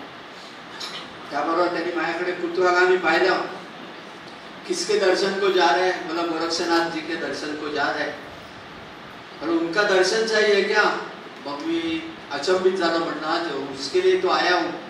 ताव मेरे पीछे. आणि ते बाजूच्या जंगलातून सरळ त्यांच्या शरीराला विपरीत अशा वेगाने ते उठून उभे राहिले आणि ते तडक चालायला सुरुवात केली त्यांनी. आणि मी त्यांच्या पाठोपाठ आटापिटा करत चाललो. एका ठिकाणी त्यांनी घेऊन गेले, एका झाडाच्या आड दगडाच्या खोबडीमध्ये एक गुंफा होती. त्या गुंफेकडे त्यांनी बोट दाखवला, जाओ अंदर बैठे, जाओ दर्शन ले लो. मी भीत आत गेलो. आत पहिले एक शिवलिंग होतं, बाजूला त्रिशूळ होता, धुनी होती आणि त्याच्या बाजूला व्याघ्र चर्म घालून एक संन्यासी बसलेले होते. त्यांनी संपूर्ण जटाभार, अंगाला सर्व भस्म आणि रुद्राक्षाच्या माळा, कानामध्ये भरल्या मोठ्या बिगबाळ्या आणि अशी ती अवस्था. आणि त्या ठिकाणी ते बसले होते. मी भीत आत जाऊन एका बाजूला बसून राहिलो. त्यांचं ध्यानातून बाहेर पडण्याची वाट बघत राहिलो. थोड्याच वेळात ते ध्यानातून बाहेर पडले. ध्यानातून बाहेर पडले ते अर्धोन्मिलित नेत्र मी पाहत होतो आणि हळूहळू जेव्हा त्यांनी नेत्र उघडले, माझ्याकडे पाहिलं आणि अगदी मंद स्मित त्यांनी माझ्याकडे पाहून केलं. माझा मनावरचा ताण खाली उतरला आणि मी पुढे जाऊन त्यांना साष्टांग नमस्कार केला. त्यांनी मला उठून उभं केलं आणि अक्षरशः आलिंगन दिलं आणि डोक्यावर हात ठेवला. आणि त्या हातामुळे परमानंदाची जी समाधी अवस्था असते टाळी लागली आणि ती समाधी अवस्थेमध्ये मी जो ह्याच्यात वाहून गेलो. कित्येक क्षण मी त्या समाधी अवस्थेत होतो. जेव्हा मी 2-3 तासानंतर जेव्हा भानावर आलो, पाहतो तर सर्व अंधार पडायला सुरुवात झालेली होती. तिकडे पाहिलं, तिकडे कोणी दिसत नव्हतं, फक्त ती त्यांची धुनी होती. आणि समोर मी त्यांना जे दुसऱ्या साधूभावांना जे फळ दिलं होतं त्यापैकी एक फळ त्या ठिकाणी प्रसाद म्हणून ठेवलेलं होतं. ते फळ मी घेतलं प्रसाद रूपाने आणि मी तडक निघालो. आणि गोरक्ष येथे रात्रीचा मी गुरु शिखराच्या पायथ्याशी आलो.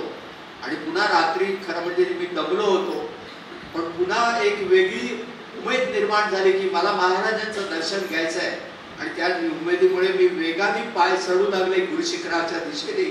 आणि रात्रीचा मी गुरुशिखर चढून गेलो, महाराजांच्या चरणावर नतमस्तक झालो आणि रात्रभर तिकडे ध्यानमग्न झालो. अशा रीतीने माझी ती वारी महाराजांनी संपत.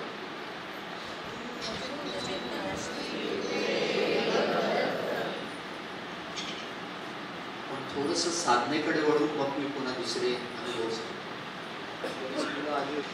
की तुम्हाला महाराज भेटले, आम्हाला महाराज भेटतील का? जर माझ्यासारख्या सामान्य माणसाला जर ईश्वराचं दर्शन होते तर तुमच्या प्रत्येकाच्या अंतःकरणात वसलेल्या त्या परमात्माला मी पाहतोय, तुम्हाला होणार नाही असं होऊच शकत. मग ती कोणती गोष्ट आहे की ज्याच्यामुळे तुम्ही महाराजांच्या जवळ जा? महाराजांना तुम्ही सोन्याची सिंहासनं द्या, हिरे माणके रत्न जड जवाहीर पैसे पेढे बर्फी दुधी हलवा काय पंचपक्वान्न द्या, ते खातात का? नाही. मग ते काय करतात? तुम्ही जे अर्पण करता त्यातला तो भाव ग्रहण करतात. एखाद्याने चांगल्या एखाद्या गृहिणीने प्रसाद बनवला आणि देऊन महाराजांच्या समोर दिला, ते काय प्रसाद भक्षण करत नाही, ते त्यातला भाव, तुम्ही प्रसाद बनवताना जो भाव असतो तो भाव त्यात उतरलेला असतो आणि तो भाव ते ग्रहण करतात. म्हणजे त्यांना काय प्रिय आहे तो भाव. आपण त्यांना काय देऊ शकतो? आपलं सर्व शरीर सुद्धा त्यांनी दिलेलं आहे, प्रत्येक ठिकाणी त्यांचंच योगदान आहे, फक्त त्यांना तो शुद्ध भाव. पण भाव कसा पाहिजे? तो शुद्ध भाव, तो परम पवित्र भाव पाहिजे. जेव्हा तो पण परम पवित्र भाव कसा येईल? ज्या वेळेला तुमचं अंतःकरण शुद्ध होईल. ते शुद्ध कसं करणार? आता या ठिकाणी तुम्ही झाडलोट केली बघा, स्वच्छ आहे. उद्या इकडे झाडलं नाही, त्या ठिकाणी कचरा साचणार आहे. मग इथे तुम्हाला झाडलोट करावी लागते. तसं आपलं अंतःकरण झाडायला पाहिजे. ती झाडायला कोणती केरसुणी वापरायची? ते नामस्मरणाची केरसुणी वापरायची. पण एक दिवस नामस्मरण केलं आणि दुसऱ्या दिवशी केलं नाही, पुन्हा इथे कचरा साचणार आहे. म्हणजे पुन्हा तुमच्या अंतःकरणामध्ये षड्रिपू येणार आहे. आणि ते षड्रिपू आले का तुम्हाला त्याचं ग्रहण लागलं, मग तुम्ही त्यातून दूर होणार. मग हे रोज नित्य नेमाने झाडाल, तसं नित्य नेमाने तुमचं अंतःकरण शुद्ध ठेवाल. पण नित्य नेमाने नामस्मरणाचं जप झालाच पाहिजे, तेव्हा तुम्हाला त्यातून बाहेर पडता येईल. बरीच जण याच्यामध्ये नामस्मरण करायचं, आम्ही कुठल्या देवाचं नामस्मरण करावं? कारण आपल्याकडे 33 कोटी देव, कोणाचा एका देवाचं केलं दुसऱ्याला राग यायचा. पण ज्याच्या नामस्मरणाने तुमच्या चित्तवृत्ती प्रफुल्लित होते, अंतःकरणापासून आनंद लहरी उत्पन्न होतील, त्याचं नामस्मरण करा.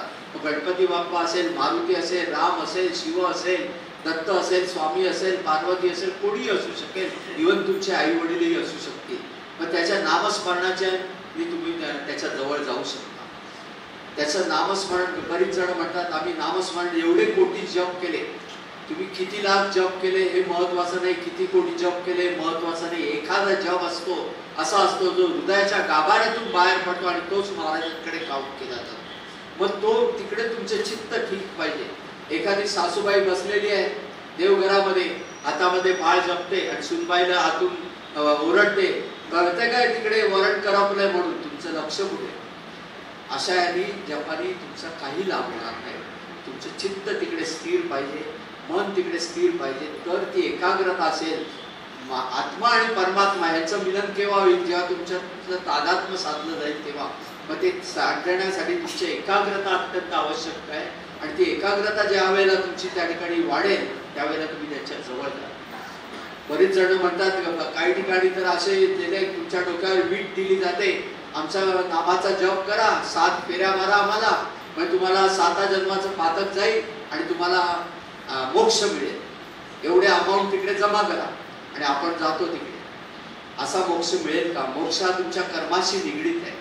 मग कर्माशी निगडीत आहे, जर तुमचं कर्म चांगलं असेल तर तुम्हाला मोक्ष मिळेल. मोक्ष म्हणजेच काय? मोहाचा जिथे क्षय होतो तो मोक्ष. मग मोहाचा क्षय म्हणजे तुमच्यामधल्या षड्रिपून पासून जेव्हा तुम्ही मुक्त व्हाल तेव्हा तुम्ही मोक्ष तुम्हाला मिळाल्याशिवाय राहणार नाही.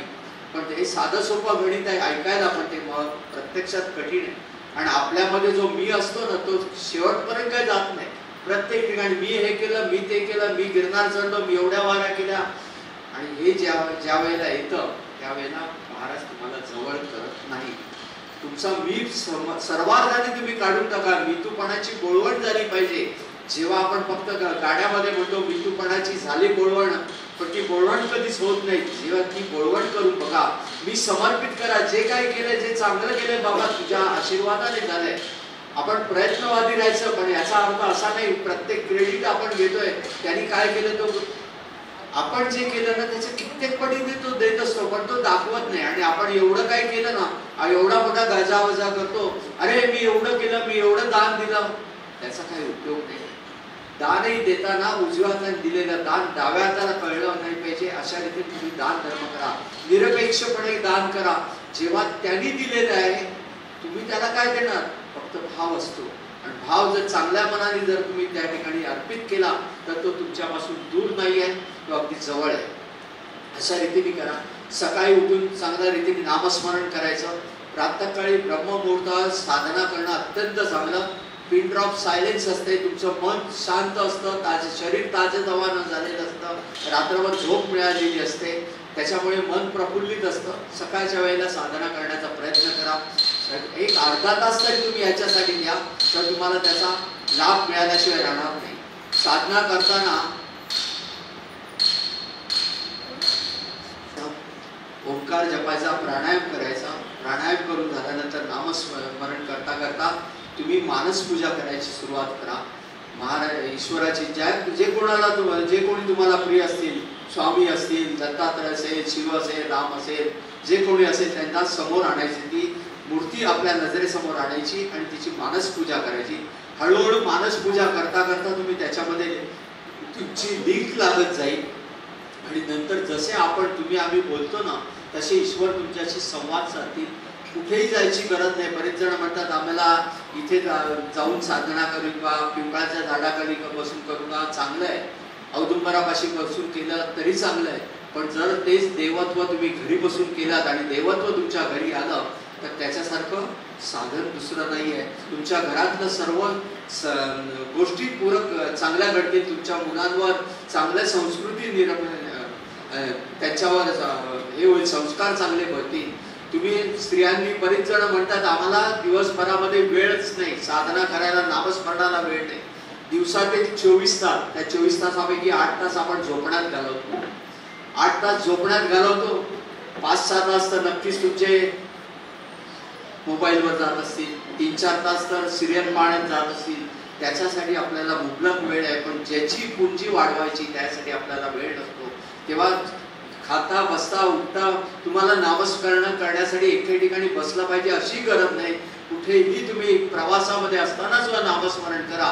त्याच्यामुळे तुमचं मन त्या ठिकाणी रमलं पाहिजे आणि तुम्ही त्याच्या जवळ जायला अधिक योग्य व्हाल. त्याच्यानंतर दिवसभर चांगलं कर्म करायचं. चांगलं कर्म म्हणजे काय? वाईट बोलायचं नाही, खोटं बोलायचं नाही, कोणाची लाटी लबाडी चोरी चपाटी असल्या काय प्रकार करायचे नाही, दुसऱ्याच्या आत्म्याला दुःख होईल असं काही वर्तन करायचं नाही. अशा रीतीने तुम्ही चांगलं वर्तन करायचं. आणि रात्री झोपण्यापूर्वी 5 मिनिटं स्वतःला द्यायची, 5 मिनिटं आत्मपरीक्षण करायचंय. दिवसभराचा दिनक्रम नजरेसमोर आणा. मी कोणाला फसवलं का, लांडी लबाडी चोरी चपाटी केली आहे का, दुखावलं आहे का, तुमचे दुर्गुण तुमच्या नजरेच्या टप्प्यात येतील, ते हुडकून बाजूला काढायचे. सद्गुणांचा हिस्सा वाढेल आणि सद्गुणांचा हिस्सा वाढला की तुम्ही सहजच ईश्वराच्या जवळ जाल. अन्यथा तिकडे जाणं फार दुरापास्त आहे, पण अशा मार्गाने तुम्ही सहजगत्या महाराजांच्या जवळ जाल. तुम्ही बऱ्याच वेळेला काय होतं, आपण दुसऱ्याला शिकवण्यात वेळ घालवतो. हा असा करतो, तो असा करतो, निंदा करतो, हे करतो. त्यापेक्षा आपण आपले दुर्गुण शोधून बाजूला काढले पाहिजे. हा मनुष्य जन्म ईश्वराने तुम्हाला का दिलेला आहे? स्वतःला सुधारण्यासाठी. दुसऱ्याला सुधारण्याचा मक्ता तुम्ही घेऊ नका, त्यासाठी ईश्वर समर्थ आहे. आपण स्वतःच्या सुधारण्याकडे लक्ष देऊ आणि ईश्वराच्या जवळ. महाराजांना पाहिलंय, मी महाराजांना केव्हाही कसाही ओळखू शकतो हा भ्रम आहे. महाराज केव्हा आपलं रूप पालटतील ना कोणालाही कळणार नाही. तुमच्या मनामध्ये थोडासा सुद्धा सूक्ष्म रूपात सुद्धा अहंकार आलेला त्यांना चालत नाही. आणि परम पवित्र स्थान आहे ते, आणि त्या ठिकाणी कुठलाही अहंकार सुद्धा ते जवळ येऊन देत नाही. माफ करा, तुम्हाला सगळ्यांना टाकून मी चहा पितो.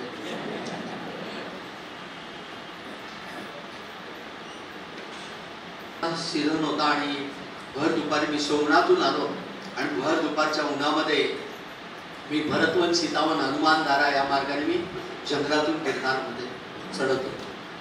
चढत असताना भर दुपारची वेळ, रणरणत ऊन, त्याच्यामुळे कातळ सुद्धा तापलेला होता.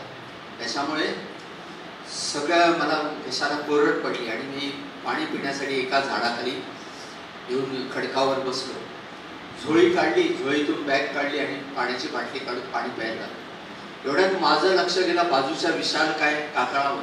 त्या विशालकाय कातळावर एक वेडा बसलेला होता. अत्यंत किळसवाणा आणि विद्रूप असा त्या वेड्याला बघून मला त्याची शिसारी आहे. आणि मी म्हटलं चला आपण इथून काढता पाय घ्यावा म्हणून पाण्याची बाटली झोळीत टाकली आणि उठून उभा राहिलो. जसा मी उठून उभा राहिलो त्या वेड्याने माझ्या पुढ्यातच 8-10 फूट अंतरावर उडी टाकली आणि माझ्याकडे बघून वेडेचाळे करून नाचायला लागला. तो एवढा पियसपणा होता की त्याने कित्येक दिवसात आंघोळ केलेली नाही हे कळत होतं. अंगावर मातीचे फुटच्या फुट चढलेली, अंगावरच्या फाटक्या कपड्यांचा रंगही ओळखता येणार नाही असं ते माडतीने भरपटले होते. हातापायाची वाढलेली नखं, हसला की काळे पिवळे दात दिसायचे, पायाची वाढलेली नखं आणि नाकातून पाणी गळतंय, ओठातून लाळ गळतंय, केसाच्या जटा नुसता मातीने बरबटलेल्या, असं ते विद्रूप रूप पाहून मला त्याची शिसारी आली. म्हटलं या वेड्यापासून आपण बाजूला होऊन निघून पुढे जाऊ. म्हणून मी बाजूने पुढे जायचा प्रयत्न करू लागलो. तो वेडा मायापासून तेवढंच अंतर राखून मायाकडे बघून वेडेचाळे करत हात वारे करत नाचत बागडत पुढे चाललो. मी जेवढा वेग वाढवतोय तो सहजगत्या पुढे चालू लागला. मग माझ्यातला अहंकाराने फणा वर काढला. हा गिरनार पर्वत मी 1.5 तासात चढतोय, हा तो अहंकार होता. मला याची विस्मृती झाली. हा मी चढत नसून महाराज मला चढवत आहे. मी म्हटलं मी याला आत्ता वायू वेगाने हरवतो आणि अत्यंत वेगाने मी चालू लागलो. एवढ्या वेगाने चालत होतो पण तो वेडा मात्र काही दाद देत नव्हता. तो सहजगत्या तेवढंच अंतर राखून नाचत बागडत चाललेला होता. आणि आयुष्यात प्रथमच मला जाणवलं की ह्या वेड्याला हरवणं काही मला शक्य नाही. आणि या आयुष्यामध्ये माझ्या आतापर्यंत महाराजांच्या आशीर्वादाने या 305 गिरनार वाऱ्या आणि 275 या सोमनाथ वाऱ्या झालेल्या आहेत. पण मी कधी दमल्याची जाणीव नव्हती. पण ह्या वारीला मात्र मला दमल्याची जाणीव झाली. तिकडे एक खोडियार मातेची गुंटी आहे, त्याच्या गुंटीपाशी आलो आणि मी प्रचंड दमछाक झाली होती. शेवटी मी त्याला म्हणालो अरे बाबा तू मोठ्या बापाचा तू हो पुढे. आणि मी शरणागती स्वीकारली आणि जाऊन कातळावर बसलो. आणि तेव्हा प्रचंड तहानही लागली होती, भर उन्हात धावपळ झाली होती. मी झोळी उघडली आणि पाण्याची बाटली बाहेर पडली. माझ्यापासून 8-10 फूट अंतरावर असलेला हा वेडा 2 ढेगातच माझ्याजवळ आला. मला वाटलं त्याला तहान लागली असेल, हातातली पाण्याची बाटली त्या जशी मी बाटली त्याच्या पुढ्यात धरली त्याने उघड्या झोळीतून बाहेर डोकावणारी गंगाजळाची बाटली उचलून घेतली आणि मी त्याला उठलो, अक्षरशः मारायला पुढे आणि बाटली हिसकावायला पुढे गेलो. अद्वा त्याला बोलत मी बाटली हिसकावण्याचा प्रयत्न करत होतो. त्याला बोलत होतो तुला पाहिजे तर ही बाटली घे पाण्याची, ती गंगाजळाची बाटली मी माझ्या महाराजांच्या अभिषेकासाठी आणलेली आहे, ती बाटली मला परत दे. पण तो ऐकायला तर नाही. दात काढत तो हसत डोक्यावर बाटली ठेवून नाचायला सुरुवात केली. आणि हे सगळं बघून माझ्या रागाचा पारा एकदम चढत गेला. मी हिसकवायचा प्रयत्न करतो पण त्या केसवाड्या प्राण्याला हात लावण्याची माझी इच्छा होत नव्हती, एवढा तो केसवाडा. शेवटी त्यांनी डोक्यावर बाटली धरून नाचता नाचता त्यांनी ती बाटली उघडली आणि अर्ध गंगाजळ प्राशन केलं आणि उरलेलं गंगाजळ स्वतःच्या डोक्यावर ओतून घेतलं आणि रिकामी पाण्याची बाटली गंगाजळाची बाटली खाली टाकली. मग मात्र माझ्या रागाचा पारा विलक्षण चढला. मी रागाच्या तिरमिरीत उठलो आणि अशा नजरेने त्याला बघत होतो जणू काय मी नजरेने तुला भस्म करेन. आणि त्या तिरमिरीत उठलो, झोळी खांद्याला अडकवली आणि मी 8-10 पावलं पुढे गेलो. जिथे खोडियार मातेची जी मूर्ती आहे तिथपर्यंत पोहोचलो. आणि त्यावेळेला माझ्या पाठीमागे चिरपरिचित सुगंधाच्या लहरीच्या लहरी आल्या आणि त्या लहरी महाराजांच्या अस्तित्वाची ग्वाही देत होती. तुम्ही म्हणाल या लहरी तुम्हाला कसं कळलं महाराजच आहेत? बेसिकली आम्ही सायन्सचे स्टुडंट्स. हायड्रोजन सल्फाईड कोणता, सल्फ्युरिक ऍसिड कोणतं, हायड्रोक्लोरिक ऍसिड कोणतं, आम्ही वासा अमोनिया कोणता आम्ही वासाबरोबर सांगू शकतो. गोरक्षनाथांचं दर्शन झालं तेव्हाचा सुगंध वेगळा, मातेचं झालं तेव्हाचा वेगळा, शिवाचं झालं तेव्हाचा वेगळा आणि महाराजांचं झालं तेव्हाचा वेगळा. एक वेगळा पिक्युलर स्मेल तिकडे होता, सुगंध होता, स्मेल नाही म्हणताय. आणि तो सुगंध दरवळलेला पाहून मी मागे वळलो. तिथे चिटपाकून कोणी नव्हतं. 8-10 फूट अंतरावर बाजूला कुठेही लपण्यासाठी जागा नव्हती. मी सर्व पठार शोधून आलो पण कुठेही त्याचा मागूस नव्हता. आणि मग तिथे आलो, पाहतो ते रिकामी पडलेली गंगाजळाची बाटली त्यांच्या अस्तित्वाची ग्वाही देत तिकडे पडलेली होती. आजूबाजूला सुगंध दरवळत होता. मी मग कोणाला शिवाशाप दिले? कळत नकळत मी माझ्या गुरु दत्तात्रयांना शिवाशाप देऊन बसलो. काही जेव्हा लक्षात आलं तेव्हा माझ्या हातापायातलं त्राण नाहीसं झालं. मी खाली बसलोय, डोळ्यातून अश्रुधारा वाहत आहे. मी करुणा वागतोय की हे दयानिधे माझ्या हातून प्रभात घडले. आणि आयुष्यात प्रथमच मी होलपटल्यासारखं गुरुशिखर गाठलं खरं, पण महाराजांच्या चरणापाशी जाऊन बसण्याचं धारिष्ट्य माझ्यामध्ये नव्हतं. एका बाजूला बसलोय कोपऱ्यात आणि स्पंदून रडतोय आणि महाराजांना प्रार्थना करतोय, दयानिधी मला क्षमा करा, माझ्याकडून प्रमाद घडलेला आहे. आणि मी शेवटी भीत येऊन महाराजांच्या चरण पादुकांजवळ बसलोय आणि मी करुणा मागतोय, हे करुणानिधी मला माफ करा, या लेकराला आपल्या पदरात घ्या, माझी चूक मला माफ, चुकीची शिक्षा देऊ नका, मला माफ करा, मी मनोभावे आपल्याला शरण आलोय असं म्हणून मी त्याची प्रार्थना करतोय. आणि डोळ्यातून अश्रुधारा वाहत आहेत. एकाएकी त्या चरण पादुकांवर बसलेला तो वेडा मला दिसतोय आणि त्याची नजर मला सांगते, अरे वेडा मी नाही तर वेडा तू आहेस. देवाधिकांनाही जे उपगणार नाही ते तुझ्यासारख्या मर्त्य माणसाला काय उपगणार, असे भाव त्यांच्या नजरेत होते. एकाएकी त्या वेडाने आपलं रूप पाळण्याला सुरुवात केली आणि सुंदर मदनमोहनाचं रूप असलेल्या त्या त्रिगुणात्मक त्रैमूर्तीचं त्या ठिकाणी मला दर्शन झालं. आणि लोक त्या रूपावर आपला देह का वाळून टाकतात याचं उत्तर मला सापडलं आणि मी तिकडे शरणागती स्वीकार.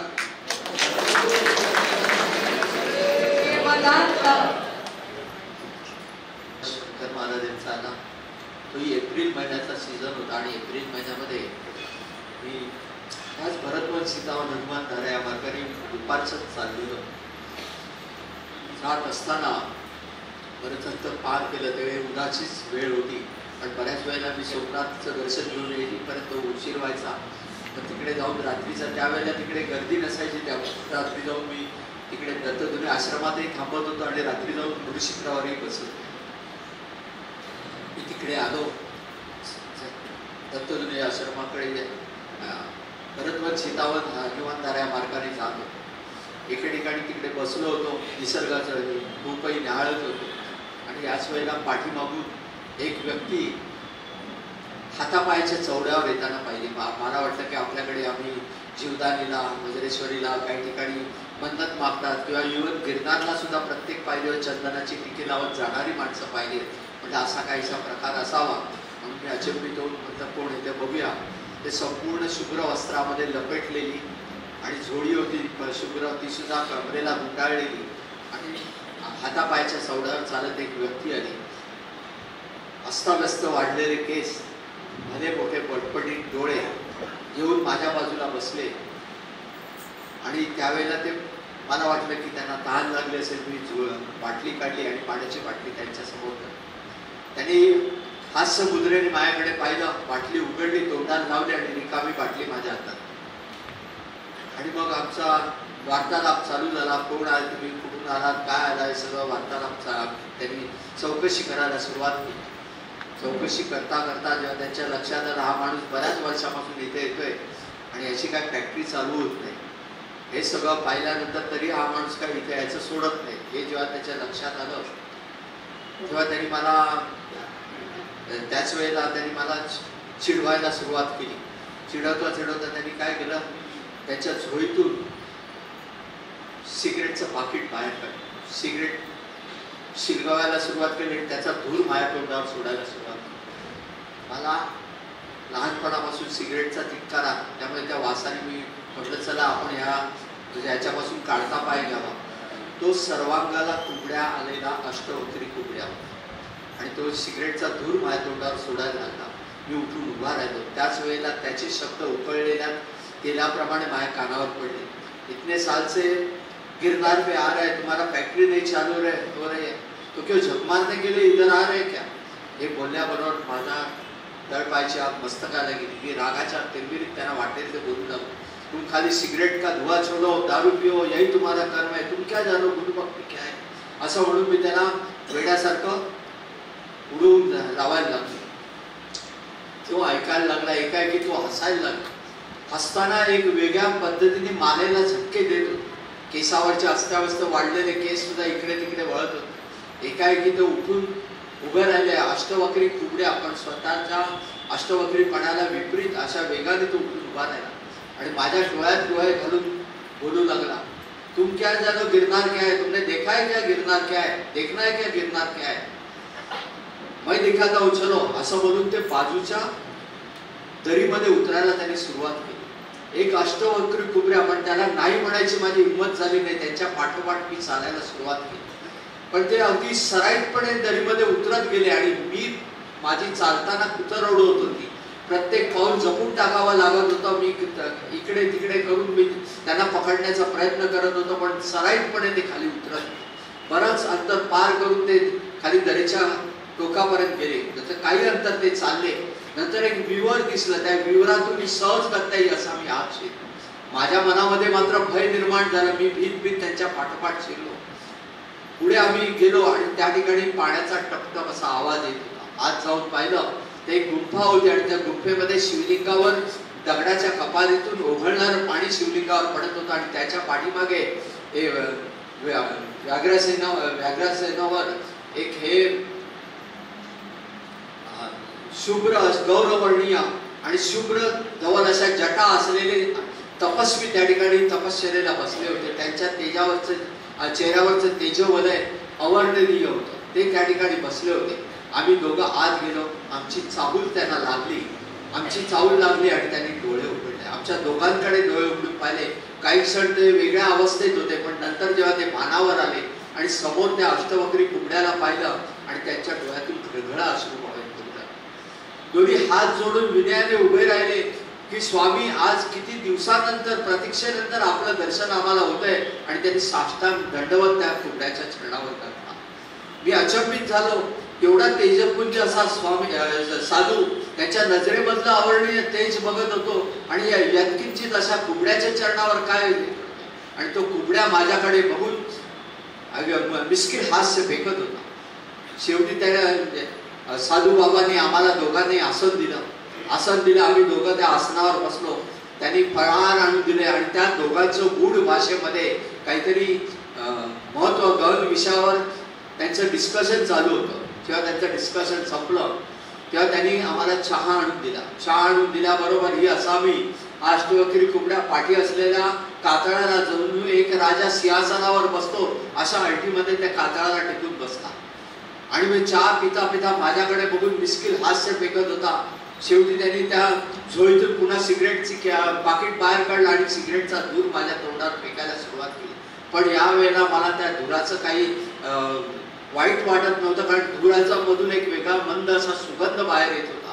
माझ्याकडे बघून हे धूर सोडता माझ्या मनातली भीती नाहीशी झाली. मी त्यांच्याकडे पाहता शेवटी त्यांना विचारलं, आप हो कौन? त्याबरोबर खळखळ निरागस हास्य त्यांच्या मुखातून बाहेर पडलं. अभी तक मुझे पहचाना नहीं क्या? आणि हसतच ते उठून उभे राहिले आणि माझ्या देखो मेरे आंखों में त्यांच्या डोळ्यामध्ये संपूर्ण शुभ्र धवल असं बर्फाच्छादित प्रदेश दिसत होता. संपूर्ण बर्फाच्छादित प्रदेशामधून शुभ्र धवल असं शिवलिंग जणू काय त्या अवकाशाला गवसणी घालते असं वरती प्रभावित होत वरती चाललं होतं. आणि त्याच वेळेला आजूबाजूचा परिसर हा ओम नमः शिवायच्या जयघोषात निनादत होता. त्यांच्या नजरेमध्ये नजर ठरत नव्हती. आणि शेवटी जेव्हा त्यांनी ते पायाकडे पाहिलं आणि म्हणाले, मै शंकर हूं, मेरा नाम है शंकर, त्यामुळे माझ्या हातापायातलं त्राण त्या ठिकाणी नाहीसं झालं. आणि मी तिकडे अचंबित होऊन त्यांच्या नजरेत पाहतोय. त्या नजरेच्या डोहामध्ये मी अक्षरशः वाहून गेलो होतो. शेवटी त्यांनी आपला हात माझ्या मस्तकी ठेवला. परमानंदाची टाळी लागली. कित्येक क्षण मी त्या भानावस्थेतून बाहेर येऊ शकलो नाही. जेव्हा भानावस्थेतून बाहेर आलो तेव्हा त्यांनी मला पुढील मार्गासाठी उपदेश दिला. आणि मग त्या साधू बाबांना सांगितलं, बेटे को ऊपर तक छोड़ के आओ. आणि त्यांनी दरीच्या वरून मला बाहेर आणून सोडलं आणि मी गुरु शिखराच्या दिशेने प्रयाण केलं. प्रसंग होता आणि हनुमान जयंतीच्या दिवशी मी असाच जंगलातून जात होतो. त्याच्यापूर्वी अगोदर एकदा प्रलय झाला होता आणि एका साधू बाबांनी मला वरती म्हणजे 3000 पायऱ्यांपासून पुढलं अंतर संपूर्ण ब्लॉक झालं होतं आणि मला गिरनारवर जायचं होतं. त्या साधू बाबांनी मला दरीत उतरवून मला गिरनारचं दर्शन घडवलं होतं. पण त्यावेळेला माझ्या मनात अहंकार निर्माण झाला की आपण कुठल्याही रस्त्याने केव्हाही जाऊ शकतो. याचं मला विस्मरण झालं. मला नेणारे महाराज आहेत आणि मी म्हटलं मी कसाही जाऊ शकतो. आणि मी त्या दरीत उतरायला सुरुवात केली. रात्रीचा सुमार. दरीत उतरता माझा रस्ता सुटला आणि समोर काय दिसेनासं झालं. आणि ह्याच्यामध्ये दरीत भरकटत मी चाललो होतो. त्यावेळेला घसरगुंडी होऊ लागली. अंगाला काटे कुठे दगडदोंडे लागू लागले. कपडेही फाटले आणि मग मला भय निर्माण झालं की ज्या दरीतून मी पुढे जात होतो तिकडे दिवसा ढवळ्या सुद्धा स्वापदाचं भय असतं आणि रात्रीच्या सुमारास मी तिकडून उतरत होतो. मला भय ते स्वापदांचं वाटत नव्हतं. मला भय एवढंच होतं की जर मी रस्ता चुकलो तर मला त्या ठिकाणी रात्रीभर प्रतीक्षा करावी लागणार उजाडेपर्यंत आणि उजाडल्यावर मी तिकडे समोर जेव्हा मला रस्ता दिसेल तेव्हा मी महाराजांच्या दर्शनाला जाऊ शकेल. तेव्हा माझी ही वारी मी माझ्या हाताने घालवतोय की काय असा मनामध्ये संभ्रम निर्माण झाला आणि मी आर्तपणे महाराजांना साकडे घातलं की महाराज माझ्यातून चूक झाली आहे, कृपा करून मला क्षमा करा. आणि मी त्या दरीत उतरायला सुरुवात केली. दूरवर मला प्रकाश दिसला. प्रकाशाच्या अनुरोधाने मी गेलो होतो. प्रकाश एका गुंफेतून बाहेर पडत होता. मी गुंफेच्या बाजूला बाहेर येऊन पोहोचलो. आतमध्ये एक साधू ध्यानावस्थेत बसलेले होते आणि त्या साधूंना ध्यानातून बाहेर काढणं म्हणजे स्वतःला शापासाठी आमंत्रित करण्यासारखं होतं. तरी मी धीर करून म्हणालो नमो नारायण. 5 मिनिटं तिकडे थांबून राहिलो. वाचून काही प्रत्युत्तर येईना. शेवटी 5 मिनिटानंतर माझ्या मनात विचार आला आपला रस्ता आपल्याला शोधून काढायचा आहे. असा विचार करून मी पुन्हा नमो नारायण म्हटलं आणि मी जसं नमो नारायण म्हटलं त्या साधू बाबांनी डोळे उघडले आणि आतून त्यांनी प्रत्युत्तर दिलं नमो नारायण. आणि थोड्याच वेळात आतून एक उंचेपुरे गौरवर्णीय साधू बाहेर आले. नुकतेच त्यांनी ध्यानावस्थेतून बाहेर आले होते त्यामुळे त्यांच्या नजरेला नजर देणं अशक्य होतं. नजरेमध्ये अमाप तेजोवले होते आणि त्या तेजाला तलवारीची धार होती. माझ्याकडे रोखून पाहत त्याने विचारलं कहा जा रहे बोला गुरु शिखर. तो गुरु शिखर कौन सा रास्ता जाता है? जो रास्ता गुरु ने दिखाया उस रास्ते से चलना सीखो. ऐसा कर्म मत करो जिससे अपने गुरु को तोशिश होती है.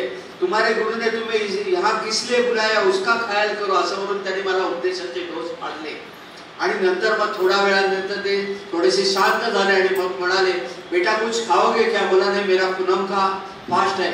मग ते म्हणाले कुछ पिओगे क्या? मी माझ्या सुकलेल्या ओठावरून जीभ फिरवली आणि आवडती वस्तू बोला चाय पिऊंगा.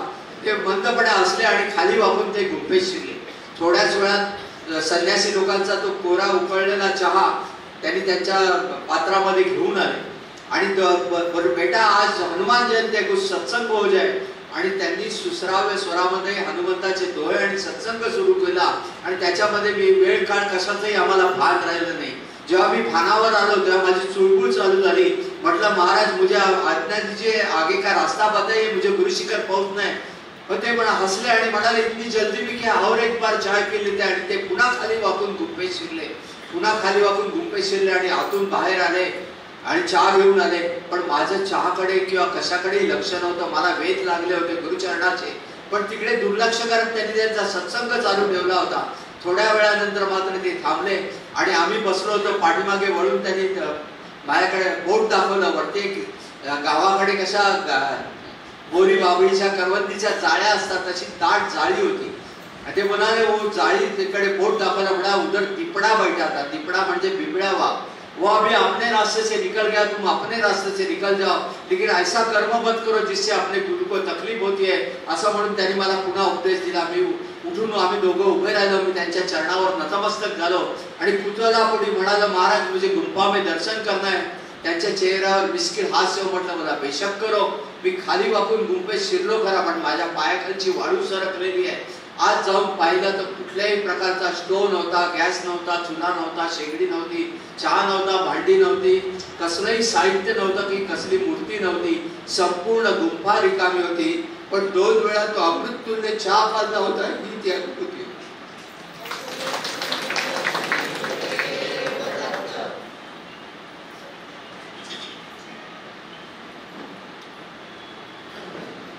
कंटाळला असाल तर मी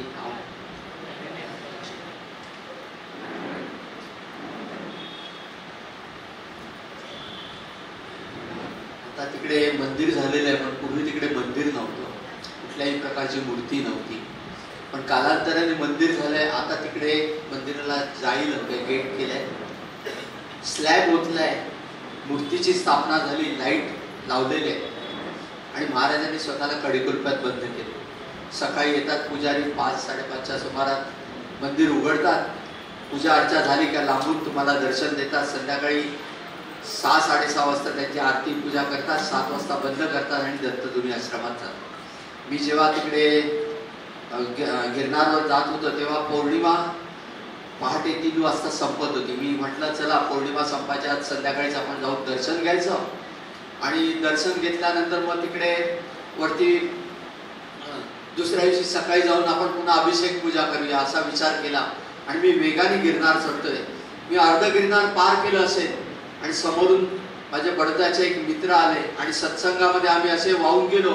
वेळ काळ कशाचंही भान राहिलं नाही. जेव्हा भान आलं तेव्हा जवळजवळ 6 वाजायला लागले आणि अर्ध्या तासात अर्ध गिरनार चढणं माझ्यासाठी अशक्य कोटीतली गोष्ट होती. पण एका लेकराला आईला भेटायची जी तडफड होती ती मनापासून बाहेर पडत. मी घाईघाईत माझ्या मित्रांचा निरोप घेतला आणि धावत सुटलो. ऊर फाटेपर्यंत धावणं याची काय याची अनुभूती तिकडे घेतली. मी अत्यंत वेगाने पुढे धावू लागलो आणि तिकडे 2 दरवाजे आहेत जे गिरनारला जाऊन आले त्यांना माहित आहे. एका दरवाजाने आपण गुरुशिखराकडे जातो, दुसरा दरवाजा दत्तधुनी आश्रमाकडे जातो. त्या दरवाजापर्यंत पोहोचलो आणि माझं दुर्दैव समोर येऊन उभं टाकलं. ते दोन्ही संध्याचे पुजारी दत्त म्हणून माझ्यासमोर उभे राहिले. मला पाहून ते हळहळले. म्हणे प्रमोद भाई थोड़ा ऊपर मिलते थे तो हम लोग आपको मंदिर खोल के दर्शन करवा देते. खैर कोई बात नहीं, कल सुबह हम लोग जाएंगे और कल सुबह हम लोग आप स्वयं अभिषेक पूजा करना. पण त्यावेळेला पौर्णिमा 3 वाजता संपते म्हणून माझ्या डोळ्यातून अश्रुधारा वाहू लागली. मैं बोला पूनम तो 3 बजे खत्म होती है लेकिन दत्तधुनी आश्रम में भी तो महाराज आहे. मलाही ते बऱ्याच वेळा दिसलेले आहे आणि मी तिकडे बऱ्याच वेळा राहिलोही आहे. म्हणून मी ते म्हणाले इतना क्यों भावुक होते आहे. त्याने मला जबरदस्तीने धरलं आणि खाली घेऊन आलं. तिकडे त्यांची आरती झाली, प्रसाद भोजन घ्यायला लावलं. घशाखाली अन्न उतरत नव्हतं. त्यांनी झोपायला वळकटी टाकून दिली त्यांच्या बरोबर. मग सो जाइए कल सुबह हम लोग जल्दी जाते. मला झोप येणं शक्य नव्हतं. रात्री 12च्या सुमारास मी बाहेर पडलो. आर्तपणे मी गुरु महाराजांना साकडे घालतोय. तिथून गुरुशिखराकडे पाहतोय आणि त्यांना साकडे घालतोय की महाराज माझ्याकडून काय प्रमाद घडला म्हणून तुम्ही तुमच्या चरणापासून मला दूर ठेवलंय. आणि एकाएकी मी वेड्यासारखा त्यांच्याशी भांडतोय आणि मी दिलेली साथ त्याला महाराजांचा प्रतिसाद आला आणि मी एखादा लहान मूल कसं आपल्या आईला भेटायला धावतो तद्वत मी धावत सुटलो गुरुशिखराच्या दिशेने. वरती जाऊन पोहोचलो. नॅचरली ते मंदिर बंद होतं, लॉक लावलेलं होतं भलं मोठं. वरती म्हटलं एखादी गॅप मिळाली तर काय करावं ते मला समजेना. मी दोन्ही हाताने शटर धरलाय, खेचतोय, त्याच्यावर हलवतोय पण कुठे गॅप पडत नव्हती. शटरवर डोके आपटून घेतलंय पण आत कुठेही गॅप दिसली नाही. शेवटी शटरच्या खाचेला हात धरून मी वरती चढून गेलो. म्हटलं वरती एखादी जर गॅप मिळाली तर त्या गॅप मधून आपलं शरीर हात फेकायचं आणि महाराजांच्या चरणावर नतमस्तक व्हायचं अशी भावना निर्माण झाली. पण वरती कुठेही गॅप नव्हती. शेवटी असहाय येऊन मी खाली उतरलोय. दोन्ही हात त्या शटरच्या आत ठेवले. तिथून एक 7-8 फूट अंतरावर चरण पादुका आहे. दोन्ही हात आत ठेवले आणि आर्तपणे महाराजांना साकडे घालतोय. माझा असा अवघड का करताय, तुमच्या चरणापासून मला दूर का ठेवताय. माझे हात आत फिरतायत, डोळ्यातून अश्रुधारा वाहतायत. मी साकडे घालतोय. एकाएकी माझ्या फिरणाऱ्या हातांना उष्ण चरण कमळाचा स्पर्श झाला. आतमध्ये सुगंधाच्या लहरीच्या लहरी येत होत्या आणि ज्या ठिकाणी महाराजांचे चरण कमल आहेत त्या ठिकाणी शुभ्र धवल अशी धुक्याची वलय येतात तशी प्रकाशाची वलय बाहेर पडू लागली आणि सुंदर रूप असलेल्या त्या त्रिगुणात्मक त्रैमूर्तीचं त्या ठिकाणी मला दर्शन झालं आणि मी तिकडे नतमस्तक झालो. अशा रीतीने महाराजांनी ती वारी माझ्याकडून करून घेतली. माझ्या डोळ्यातून अशीच अश्रुधारा येतात. या अश्रुधारा हे महाराजांच्या प्रेमाचं प्रतीक आहे. खरं प्रेम कोणी करावं तर ते फक्त आणि फक्त आपल्या गुरुंनी. बाकी सर्व नाती मी पाहिली, आई बाप भाऊ बहीण सर्व नाती पाहिली. प्रत्येक नात्यामध्ये कुठे ना कुठेतरी स्वार्थ हा असतोच असतो. फक्त महाराजांचं नातं असं आहे तिथे कुठलाही स्वार्थ नाही आहे. निरपेक्ष प्रेम करावं ते फक्त आणि फक्त महाराजांनी. आणि त्या प्रेमाची अनुभूती जेव्हा मिळते तेव्हा डोळ्यातून अश्रुधारा हे प्रेम रूपाने बाहेर पडते. ही त्यांच्यासाठी एक वेगळी आदरांजली आहे माझ्याकडून की बाई माझ्या अश्रूंची फुलं माझ्याकडून अंतरांना वाहतोय. कारण त्यांच्या समोर तेच जे शाश्वत आहे ते त्यांच्याकडे मिळेल. ज्ञान आणि वैराग्य देणारं ते दैवत आहे. शाश्वताची जर कास धरायची असेल तर त्यांच्याशिवाय तरुणोपाय नाही. बाकी सगळी नाती मिळतील तुम्हाला, धन दौलत पैसा अडका, पण जे पाहिजे जे शाश्वत आहे ते फक्त आणि फक्त आपल्या गुरु महाराजांकडे आहे. तेव्हा त्यांच्या चरणाची कास धरा, त्यांच्या चरणापाशी शरणागत राहा आणि एक वेगळी अनुभूती घ्या. ही अनुभूती एवढी आवर्णनीय आहे की त्याच्या पुढे बाकी सर्व अनुभूती फिक्या आहे. बाकी धन दौलत काही शक्य हे नाही. जे शाश्वत आहे ते फक्त आणि फक्त महाराजांकडे तुम्हाला मिळेल. आणि त्याच्यासाठी हे प्रवचनाचं आयोजन आहे. हे प्रवचन तेवढ्यासाठी करायचं आहे की ही चिंगारी सगळीकडे पेटावी. तुम्हाला आता हे ऐकलेलं आहे. तुमच्यापैकी आता कित्येक जण प्रेरित होऊन गिरनारकडे जातील, महाराजांचे आशीर्वाद घेतील. आणि हीच फलश्रुती आम्हाला अभिप्रेत आहे आणि हेच कार्य महाराजांनी मला दिलेलं आहे. पण हे करत असताना लक्षात घ्या, हे परमोच्च स्थान आहे आणि ते परीक्षा घेतल्याशिवाय तुम्हाला काही देत नाही. जर तुम्हाला SSC ला आहात, तुम्हाला त्या पद्धतीने पेपर येईल. पुढे तुम्हाला ग्रॅज्युएशन करायचं, त्या पेपर थोडा टफ येईल. MSc करायचं आणखी थोडा टफ आहे. PhD करायचं त्याच्यापेक्षा टफ होईल. जसं तुमची पायरी अध्यात्माची पुढे जाईल तसे त्या परीक्षा वाढतील. बरेच जण म्हणतात आम्ही देवाचं करायला लागलो आणि आमच्या मागे संकटाचा ससेमिरा लागला. तसं मनातही आणू नका. हे तुमच्या परीक्षा घेतात, तुम्हाला या परिपूर्ण करतात, तुम्हाला सर्व षड्रिपूतून दूर करण्याचा मक्ता ह्या महाराजांनी घेतलेला आहे, दत्तप्रभूंनी. आणि त्यासाठी तुम्हाला तावून सुलाखून माणूस बनवायचं काम हे महाराज करतायत. आणि त्यासाठी कुठेही हलायची गरज नाही. किती संकट आहे हो, आजही माझ्यावर किती संकट आले. माझ्या मित्रमंडळींना माझ्या वाटते ते आरोप केलेले आहेत माझ्यावर. अक्षरशः माझ्या जागी जर दुसरा कोणी माणूस असता तर तो जीव देऊन मोकळा झाला असता. जे केलेलं नाही त्याचं कुभांड रचून सुद्धा तुम्हाला हे केलं जातं. आणि हे केल्यानंतर जेव्हा आपण वरती विचारपूस करतात तेव्हा ही तुझी साधना आहे. चारी बाजूनी संकट तुझ्यावर टाकल्यानंतर सुद्धा तू महाराजांना सोडत नाहीस का? हे पाहण्याची परीक्षा महाराज घेतात. ही बाजूला येणारी टोळ भैरव ज्यांच्या आपल्याकडे बोलायची लायकी नाही अशी माणसं जेव्हा तुमच्यावर दोषारोप करतात त्यावेळेला लक्षात येतं की हे उभी केलेली बॅग ही सुद्धा महाराजांनीच उभी केलेली आहे. कारण ह्याच्यातूनही तू उभा राहतोस की नाही, तुझा माझ्यावर किती निष्ठा आहे हे याची फलश्रुती ते घेत असतात, याची पडताळणी ते घेत असतात. आणि जेव्हा तुम्ही यातून पार पडतात त्यावेळेला जीवाशिवाची भेट झाल्याशिवाय राहत नाही. तुम्ही आणि महाराज यातला भेद संपला पाहिजे. मी तू पडायची बळवट झाली पाहिजे. जन्म मृत्यूच्या फेऱ्यांमधून आपल्याला बाजूला व्हायचं असेल तर महाराजांशिवाय तरणोपाय नाही. इथे कुठल्याही प्रकारे मी महाराज आहे हा भाव सुद्धा मनात असता कामा नाही. महाराज महाराजच आहेत, त्यांच्या चरणापाशी नतमस्तक व्हा, घरी बसून साधना करा आणि महाराजांची अनुभूती घ्या.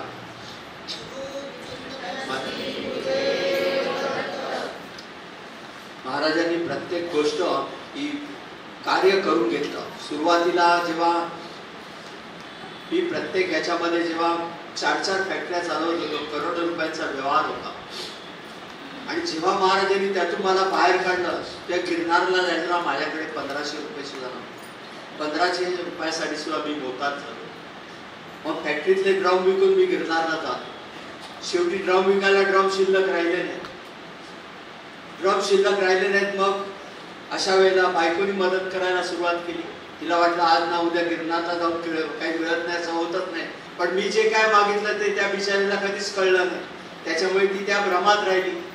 आणि मग त्याच्यामुळे तिचा भ्रमनिराश होत गेला. तिने हात वर केले, तुम्ही जाणं तुमचे गुरु महाराज करा, मी काय संसारातले पैसे तुम्हाला देणार. अशा वेळेला एका हरिद्वारून एक संन्यासी येतोय, एका स्वामी भक्ताकडे एन्व्हलप देतोय, तुला दत्त भक्त भेटेल त्यांना तीर्थाटनासाठी दे एन्व्हलप, माझ्याकडे यायचं गिरनारकडे. एका पुढे दर महिन्याचं फॅक्टरीच्या जवळ असलेल्या औदुंबरापाशी दर महिन्याचं पारायण करून मी गिरनार काढायचं. पारायण केलं आणि खिशात पैसे नव्हते. मला दुसऱ्या दिवशी गिरनारला जायचंय. मी घरी आलो, चहूच्या घरामध्ये सेलटॅक्सची फाईल चालतोय, 350 रुपये त्यात मिळाले. माझी गिरनार वारी झाली. एका वारीला मी गिरनारला जायला निघालो, खिशामध्ये पैसाच नाही. बायको सकाळी उठली, ऑफिसला निघून गेली. घरामध्ये चरण पादुकांचा फोटो, त्याच्यावर हात ठेवला आणि रडतोय. महाराजांना साकडं घालतोय, मला तुझ्या चरणापाशी यायचंय, मी काय करू. रडता रडता माझं लक्ष पोटातल्या आमटीकडे गेलं. आयुष्यात प्रथमच सोनाराकडे गेलो, ती आमटी गहाण ठेवली आणि गिरनार काढलं. गिरनारून आलो, एका पार्टीकडून 50,000चं येणं होतं, ते हातात आलं. हातात आल्याबरोबर मी आमटी पहिली सोडून घेतली. आणि कोण आनंद झाला, ती आमटी परत मिळाल्याचा आनंद नव्हता, एका वारीची तरतूद पोटात आहे हा तो आनंद होता. एका वारीला खिशात पैसाच नव्हता. राजकोट पर्यंतचं तिकीट एका ओळखीच्या एजंटनी काढून दिलेलं. म्हटलं चला, बायको सकाळी उठली, ऑफिसला निघून गेली. म्हटलं चला राजकोट पर्यंत जाऊ. पोहोचलो. तिकडे जाऊन वेरावळ बसमध्ये बसलोय. कंडक्टर जवळ येऊ लागला, घशाला कोरड पडली, कारण असा प्रसंग आयुष्यात कधी घडलेला नव्हता. मी विचार केला हातातला घड्याळ द्यावं, त्याला म्हणावं मला वेरावळपर्यंत जाऊ दे, जुनागडपर्यंत. कंडक्टर जवळ आला, त्याने तिकीट विचारलं, तोंडातून शब्द निसटले, एक वेरावळ त्याने तिकीट काढून दिलं. आता पैसे द्यायचे, फाटक्या बिजारीच्या खिशात हात टाकला, आता नाटक करायला पाहिजे होतं आणि हात टाकला खिशात आणि हातामध्ये 500 रुपयाची नोट हातात. ती नोट त्याच्या हातात कोंबली आणि गिरनार गाठला, गिरनारला सोमनाथ गाठला. सोमनाथच्या पिंडीवर रागाने डोकं आपटून घेतलं. म्हटलं मला तुझे इझी मनी नको, मला माझ्या कष्टाचं यश दे. आणि रागाने डोकं आपटून घेतलं आणि तिकडे सगळे पैसे मी अभिषेकाला वापरले. फक्त गिरनारला येण्यापुरते पैसे खिशात ठेवले. तिथे मी वेरावळ बसमध्ये बसलो. जुनागडमध्ये एसटी आली. एसटीतून खाली उतरतो तर एक संन्यासी दत्त म्हणून आजार समोर भिक्षा मागू लागला. मी म्हटलं खिशात काय चिल्लर आहे ती काढून देतो. मी चिल्लरला हात घातला, देतोय त्याला. तो बोला पैसा नाही चाहिए, मुझे कुछ खिलाओ. तो ऐकायला तयार नाही. शेवटी तो वैतागला आणि म्हणाला अरे भाई 2 दिन हो गए मैं भूखा है, मुझे कुछ खिलाओ. आणि मग माझ्या लक्षात आलं की 2 दिवस मी उपाशी होतो. त्याच्या अट्टाघातात एसटीच्या कॅन्टीन मध्ये त्याला घेऊन गेलो आणि त्यासाठी एका प्लेटची ऑर्डर दिली. बोला मैं अकेला नहीं खाएगा, तुमको भी खाना पडेगा. आणि तो ऐकेना. शेवटी त्याच्या अट्टाघातात मी कशी बशी 2 घास पोटात ढकलले. म्हटलं आता आपल्या इज्जतीचा फालुदा इथेच होणार. काउंटरवर गेलो, पुन्हा नाटक करतोय, पुन्हा फाटक्या बिजारीच्या खिशात हात घातला, पण नाटककार दुसराच होता. हात खिशात घातला, पुन्हा 500 रुपयाची नोट हातामध्ये. एक सायन्सचा स्टुडंट प्रत्येक गोष्ट कन्फर्मेटरी टेस्टशिवाय पुढे जाणार नाही याच्या बाबतीत घडणाऱ्या घटना होत्या. ती नोट त्याच्या हातात दिली, त्याने उरलेले पैसे दिले आणि तो संन्यासी माझ्याकडे बघून मिस्किन नजरेने हसू लागला. माझ्या रागाचा पारा चढत गेला. रागाच्या तिरमिरीत धावत सुटलो, गुरुशिखर गाठलं. महाराजांच्या चरणावर सगळे पैसे फेकले आणि रागाच्या भरात डोकं आपटून घेतलं. एवढ्या जोरामध्ये डोकं आपटून घेतलं की मला तुझं जीवनच नको आहे असं म्हणून मी डोकं आपटून घेतलं. सगळे पैसे तिकडे टाकले. ओळखीचा बसवाला एजंट होता, त्याच्याकडून मी कसा बसा करून मुंबई गाठली. घरी आलो, बायकोनी दरवाजा उघडला. दरवाजा उघडला आणि कपाळावर निरखून बघते, तुमच्या कपाळावर कसली जखम आहे. निरखून बघते, चरण पादुका कपाळावर उघडल्या होत्या. श्री गुरुदेव दत्त. 7 दिवस ते अधिक अधोरेखित होत गेले आणि 7 दिवसानंतर अंतर्मना देहामध्ये विलीन झाल्या.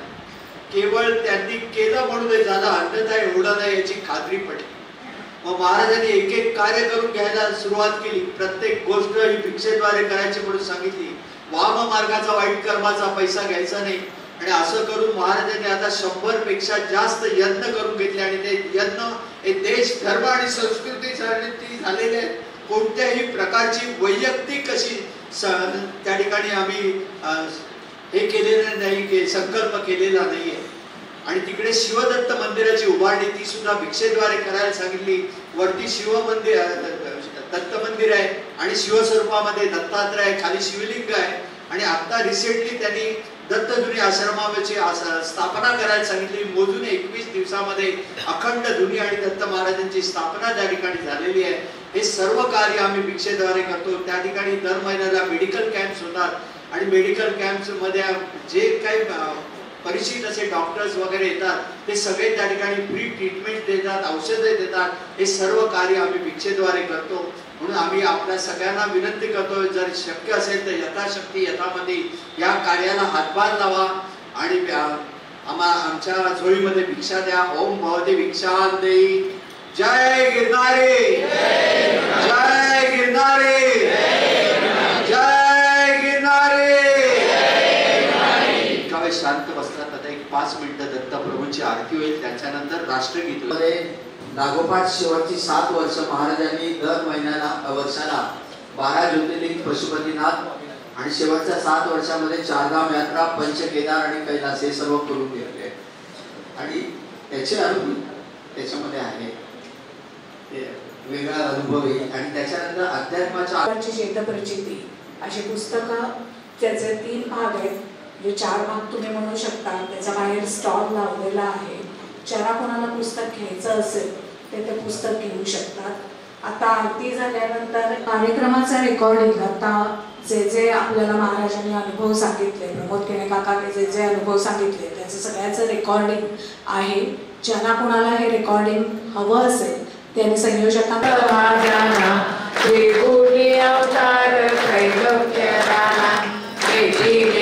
शब्द अनुमाना सुरवर मुनि जय योगी समाधि ध्याना। जय देव जय श्री गुरुदत्ता आरती हो वाळीता हरली भवचिंता। जय देव जय सभाई आभ्यंतरी तू। जय देव जय श्री गुरुदत्ता आरती हो वाळीता हरली भवचिंता।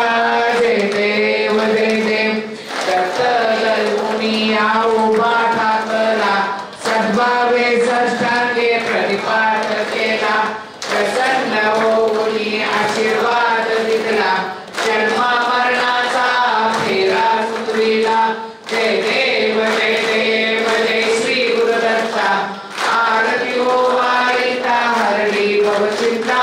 जय देव दत्त दत्त ऐसे लागले ध्यान हरापले मन झाले उन्मन। नितूपणाची झाली गोळवण एका जनार्दनी श्री दत्त ध्यान।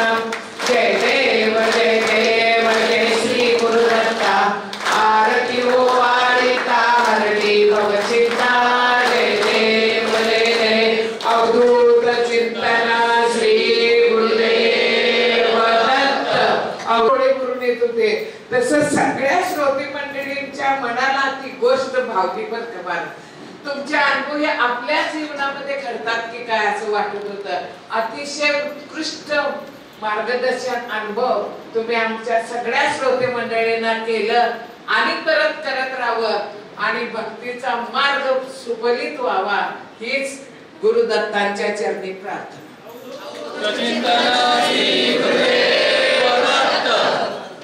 स्त्रियांची एक लाईन आणि पुरुषांची एक लाईन अशी आपण लाईन करूया, म्हणजे आपल्या सगळ्यांना त्याचं दर्शन घेता येईल।